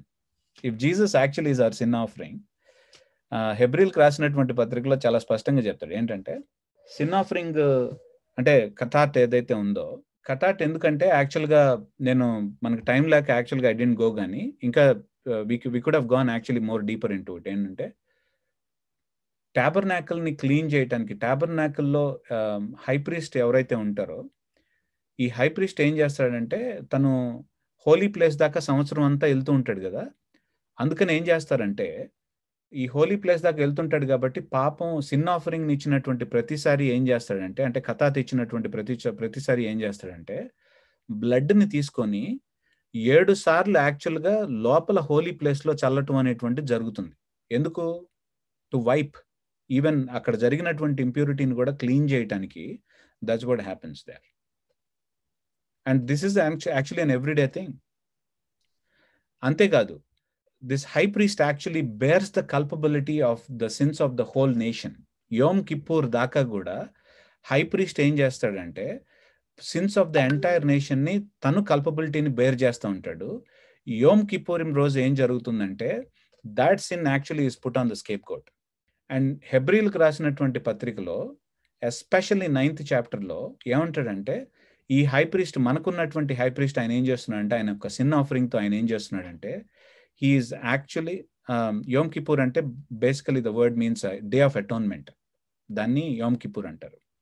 అది సెప్టెంబర్లో జరుగుతుంది. యాక్చువల్గా కొన్ని రోజుల్లో జూయిష్ పీపుల్ సెలబ్రేట్ చేసుకుంటారు. But anyway, so the point actually is that ఈ హై ప్రీస్ట్ ఏం చేశాడంటే మన పాపాల మొత్తాన్ని ఆయన కల్పబిలిటీని బేర్ చేస్తూ ఏం చేశాడంటే ఎర్త్లీ టాబర్నాకల్ని క్లీన్ చేయలేదు ఆయన. హెవెన్లీ టాబర్నాకల్లో హోలీ ఆఫ్ హోలీస్ దాకా వెళ్ళి క్లీన్ చేశాడు ఆయన. That's what it says. So I think మనం ఒకవేళ if we are really saying that it doesn't take away అంటే, ఐ థింక్ సాక్రిఫిషియల్ సిస్టమ్ మీద మిస్అండర్స్టాండింగ్ ఉన్నట్టు అక్కడ. Lot of some Jews really argue that, but I think యెషయా గ్రంథం 53లో we see very clearly that Jesus is the Asham. Asham is the one actually who reconsecrates us to God. How can reconsecration happen without taking the sins away? అర్థమవుతుందా? పాపాలు తీసేయకుండా రీకాన్సక్రేషన్ ఎట్లా జరుగుతుంది? Sanctify ఎట్లా జరుగుతుంది? So it doesn't happen. So and that's why I think we need to understand sacrificial సిస్టమ్ని ప్రాపర్గా అర్థం చేసుకోవాలి మనం. Otherwise and I think actually people like Jacob Milgrom and people like that, they can't really argue on this basis. Simply, yeah. Scholars, they don't argue on this level. Problem ఏంటంటే అసలు జీససా కాదా అనేటువంటిది question. తర్వాత యెషయా గ్రంథం 53వ అధ్యాయంలో అది ఎవరికి వర్తిస్తుంది? నేషన్కి వర్తిస్తుందా, ప్రాఫిట్కి వర్తిస్తుందా అనేటువంటి క్వశ్చన్. కానీ but there is no point that actually sins are taken away అనేటువంటిది పాయింట్ కాదు అక్కడ. I think that we have to really see. Passover lamb అనేది ఒక ఇమేజ్ గా చూడొచ్చు అన్న, క్రైస్ట్ లో ఫుల్ఫిల్ అయిన ఇమేజ్ గా చూడాలి. Yeah, so pass over basically the very word means what? God passed over the sins of people. That is one aspect of Christ's work. Yeah, God decided actually, God justified them by passing over the sins of people. So that's one aspect. But the whole sacrificial system ni మనం అందుకనే ఏంటంటే whole sacrificial system ni closely knit దీనిలాగా మనం చూడాలి. అపాజిల్స్ యాక్చువల్గా new testament అపాజిల్స్ వాళ్ళు ఏంటంటే దాన్ని ముక్కలుగా చేసి చూడలేదు. దే హ్యావ్ సీన్ ఏ విధంగా అయితే మోషే సాక్రిఫిషియల్ సిస్టమ్ మొత్తాన్ని కూడా ఒక రౌండెడ్ హోల్ గా చేసి మనకు ప్రెజెంట్ చేశారు పాత నిబంధనలో. అపోస్తలు కూడా అట్లానే అర్థం చేసుకొని యేసు ప్రభుకి అప్లై చేయడం జరిగింది అది. అండ్ ఇప్పుడు మనం పాత నిబంధన ఇప్పుడు మనం దాన్ని కొట్టేసేయాలంటే మనం ఏం చేయాలంటే ముక్కలు ముక్కలుగా చేసి మోషే తప్పు, తర్వాత అపోస్తలు తప్పు, మనం రైట్ అనేటువంటి విషయాన్ని చెప్పాలి. But this is completely modern understanding and this is not correct.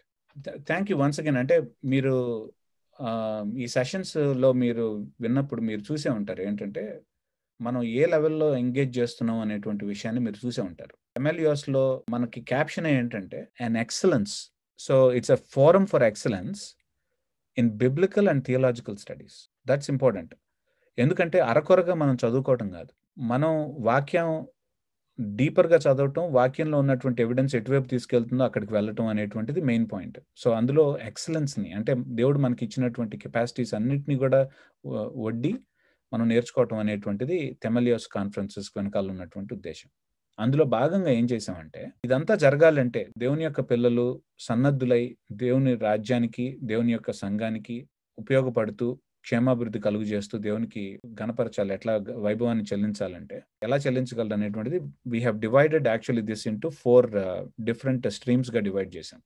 ఒకటి ఫస్ట్ ఇది బిబ్లికల్ థియాలజీ. అంటే ఏంటంటే అసలు బైబిల్ యొక్క కేటగిరీస్ లో అర్థం చేసుకోవడానికి ప్రయత్నించడం. మనం ఈరోజు చేసింది అదే. లేవీకాండంలో ఉన్నటువంటి పాత నిబంధన గ్రంథాన్ని మనం ఏం చేసామంటే లేవీకాండం యొక్క కేటగిరీస్ కింద అర్థం చేసుకోవడానికి ప్రయత్నించాం మనం. అది గనక అర్థం కాకపోతే మనం ఏం చేస్తామంటే సమస్తాన్ని వ్యర్థం చేసి పెడతాం. కాబట్టి ఫస్ట్ ఫౌండేషన్ బెడ్ రాక్ అలా ఉపయోగించుకున్నాం. అందుకనే ఇందులో ఈ బిబ్లికల్ థియాలజీలో మనం ఏం చేస్తామంటే జెనసిస్ అనేటువంటి ఒక సెపరేట్ దీన్ని తీసుకొని అందులో ఉన్నటువంటి కేటగిరీస్ని, ఆ టర్మ్స్ని చాలా చక్కగా నీట్గా కూలంకషంగా ఇన్డెప్త్గా స్టడీ చేసుకోవడం మొదలు పెడతాం. లేవీకాండంకి వచ్చాం అనుకోండి, ఇప్పుడు మనం చదువుకున్నది మనం యాక్చువల్గా స్క్రాచ్ ద సర్ఫేస్ చేసాం, కానీ లేవీకాండం స్టడీ చేసేటప్పుడు మనం ఏం చేస్తామంటే చాలా ఇన్డెప్త్గా దీన్ని స్టడీ చేయడం మొదలు పెడతాం. ఇవన్నీ అర్థం చేసుకున్న తర్వాత ఏంటంటే దీని మీద యాక్చువల్గా డాక్టర్ని బిల్డ్ చేసుకుంటాం. దాన్ని సిస్టమాటిక్ థియాలజీ అంటాం. So biblical theology first questions ఎక్కడి నుంచి స్టార్ట్ అవుతాయంటే బైబిల్ ఆథర్స్ యొక్క కేటగిరీస్లో మనం అర్థం చేసుకుంటానికి ప్రయత్నిస్తాం. సిస్టమాటిక్ థియాలజీలో మనం ఏం చేస్తామంటే ప్రశ్నలు మన దగ్గర నుంచి మొదలవుతే మనం బైబిల్ మీద వేసి బైబిల్ అసలు ఏం చెప్తోంది దీనికి అనేటువంటిది బైబిల్లోకి తొంగి చూడటానికి ప్రయత్నిస్తాం. అది సిస్టమాటిక్ థియాలజీ. అది మనకు అర్థం కావాలంటే ఫస్ట్ బిబ్లికల్ థియాలజీ మనకు అర్థం కావాలి. కాబట్టి అందుకనే దాన్ని ఫౌండేషన్గా పెట్టాం. దాని మీద సిస్టమాటిక్ థియాలజీని బిల్డ్ చేసాం. ఇదేం చేస్తుందంటే ఒకసారి బిబ్లికల్ థియాలజీని అర్థం చేసుకున్న తర్వాత ఎలాంటి ప్రశ్నలన్నా సరే బైబిల్ దగ్గరికి తీసుకురా, నువ్వు బయట నుంచి నీ మనసులో పుట్టిందో లేకపోతే పక్క వాళ్ళ దగ్గర పుట్టిందో ఎక్కడ పుట్టిందో తీసుకురా, మనం సమాధానం చెప్పేటువంటి స్థితిలో, సరైనటువంటి సమాధానం చెప్పేటువంటి స్థితిలో ఉంటాం. దాన్ని చక్కగా డాక్ట్రిన్ ఫార్మాట్లో మనం సంక్షిప్తంగా చేసి కంపాక్ట్గా మనం చేసి ప్రజెంట్ చేయగలం. అది సిస్టమాటిక్ థియాలజీ. దీన్ని మన జీవితంలో, మన దైనందినటువంటి జీవితంలో ఇవి రెండింటినీ కనుక మనం చాలా శ్రద్ధగా నేర్చుకోవాలంటే మనం సరైనటువంటి వ్యక్తులుగా మనం తీర్చిదిద్దబడాలి కూడా. ప్రతిరోజు మనం దేవుని యొక్క వాక్యం ద్వారా మన తలంపులన్నింటినీ షేప్ చేయబడుతూ, మన క్యారెక్టర్, మన నడవడికి అంతా షేప్ చేయబడుతూ ఉన్నప్పుడు మనం ఏం చేస్తామంటే బైబిల్లో ఉన్నది మనం యాక్చువల్గా ఇంకొంచెం డీప్గా ఆస్వాదించగలం. అందుకనే స్కాలర్ అవ్వాలి అంటే, బైబిల్ని చాలా చక్కగా చదివేటువంటి వ్యక్తిగా ఉండాలి అంటే మన క్యారెక్టర్ కూడా చాలా ఇంపార్టెంట్. బైబిల్ దగ్గరికి వెళ్ళటం, బైబిల్ చేత మన క్యారెక్టర్ని షేప్ చేసుకోవటం, మనం ఎంత క్యారెక్టర్ అయితే షేప్ అవుతామో బైబిల్ అంత నీట్గా మనకు అర్థం అవటం, ఇదంతా కూడా ఒక సర్కిల్లో చక్కగా నీట్గా వలయంలాగా జరుగుతూ ఉంటుంది. అందుకనే మూడవ దాన్ని మనం ఏం చేసామంటే దీన్ని మనం నేర్చుకున్నదంతా కూడా మన ప్రపంచంలో మనం ఎట్లా జీవిస్తాం, మన యొక్క నడవడికలో ఎట్లా చూపిస్తాం అనేటువంటి విషయాన్ని మూడో స్ట్రీమ్గా స్పిరిచువల్ డిసిప్లిన్స్ లేకపోతే ప్రాక్టికల్ థియాలజీ అన్న. నాలుగో స్ట్రీము వీటన్నిటి మీద కట్టబడినటువంటిది. ఇది మొదటిది కాదు, ఇది చివరిది అవ్వాలి. బైబిల్ని బాగా అర్థం చేసుకొని బైబిల్ని ఎలాంటి ప్రశ్నలు అడగాలి, ప్రశ్నలు ఎట్లా తెచ్చుకోవాలి అనేటువంటిది అర్థమయ్యి మన నడవడికి సరిగ్గా ఉండి మనం సరిగ్గా జీవిస్తున్నటువంటి వాళ్ళుగా ఉండటం మాత్రమే కాకుండా బయట నుంచి వచ్చినటువంటి రకరకాలైనటువంటి సమాధానాలని తిప్పికొట్టడం, వాటిని సరిగ్గా ఆన్సర్ చేయగలగటం, ఇవన్నీ కూడా అపాలజెటిక్స్లో లోపల నుంచి బయటకు మనం చేస్తాం. సో అదే అపాలజెటిక్స్లో భాగం. సో 4 డిఫరెంట్ స్ట్రీమ్స్ ఒక మంచి వెల్ రౌండెడ్ కరికులంని తయారు చేయడానికి సుధాకర్ అన్న, తర్వాత శాంతక్క, నేను, తర్వాత MLUSలో ఉన్నటువంటి బ్రదర్స్ అందరం కూడా కూర్చొని ప్రార్థనాపూర్వకంగా వెల్ రౌండెడ్ కరికులంని ప్రిపేర్ చేసినటువంటి పరిస్థితి అన్నమాట. ఇందులో కొన్ని సెషన్స్ అయిపోయినాయి, కొన్ని సెషన్స్ మళ్ళీ కంటిన్యూ చేస్తున్నాం. అయితే ఇదివరకు ఏంటంటే ఫిజికల్గా చేయటం అనేటువంటిది చేసాం. కానీ ఇప్పుడు దీన్ని మొత్తం ఆన్లైన్కి చేయటానికి ఇష్టపడుతున్నారు బ్రదర్స్. కాబట్టి ఆన్లైన్లో చాలా మందికి దీనికి ఉపయోగకరంగా ఉండేటట్టుగా చేయటం, చాలా మందికి అందుబాటులో ఉండేటట్టుగా చేయటం, చాలా మంది తర్ఫీదు అవటానికి ఉపయోగకరంగా చేయటం, this is what we want to do. కాబట్టి ఏంటంటే ఉపయోగించుకోండి, రెగ్యులర్గా కనెక్షన్లో ఉండండి, ఈ కాన్ఫరెన్సెస్ని అటెండ్ అవ్వండి, చక్కటి నోట్స్ని తయారు చేసుకోండి, సన్నద్ధులు అవ్వండి, అండ్ దెన్ వెల్ రౌండెడ్ డెవలప్మెంట్ని ఆస్వాదించండి.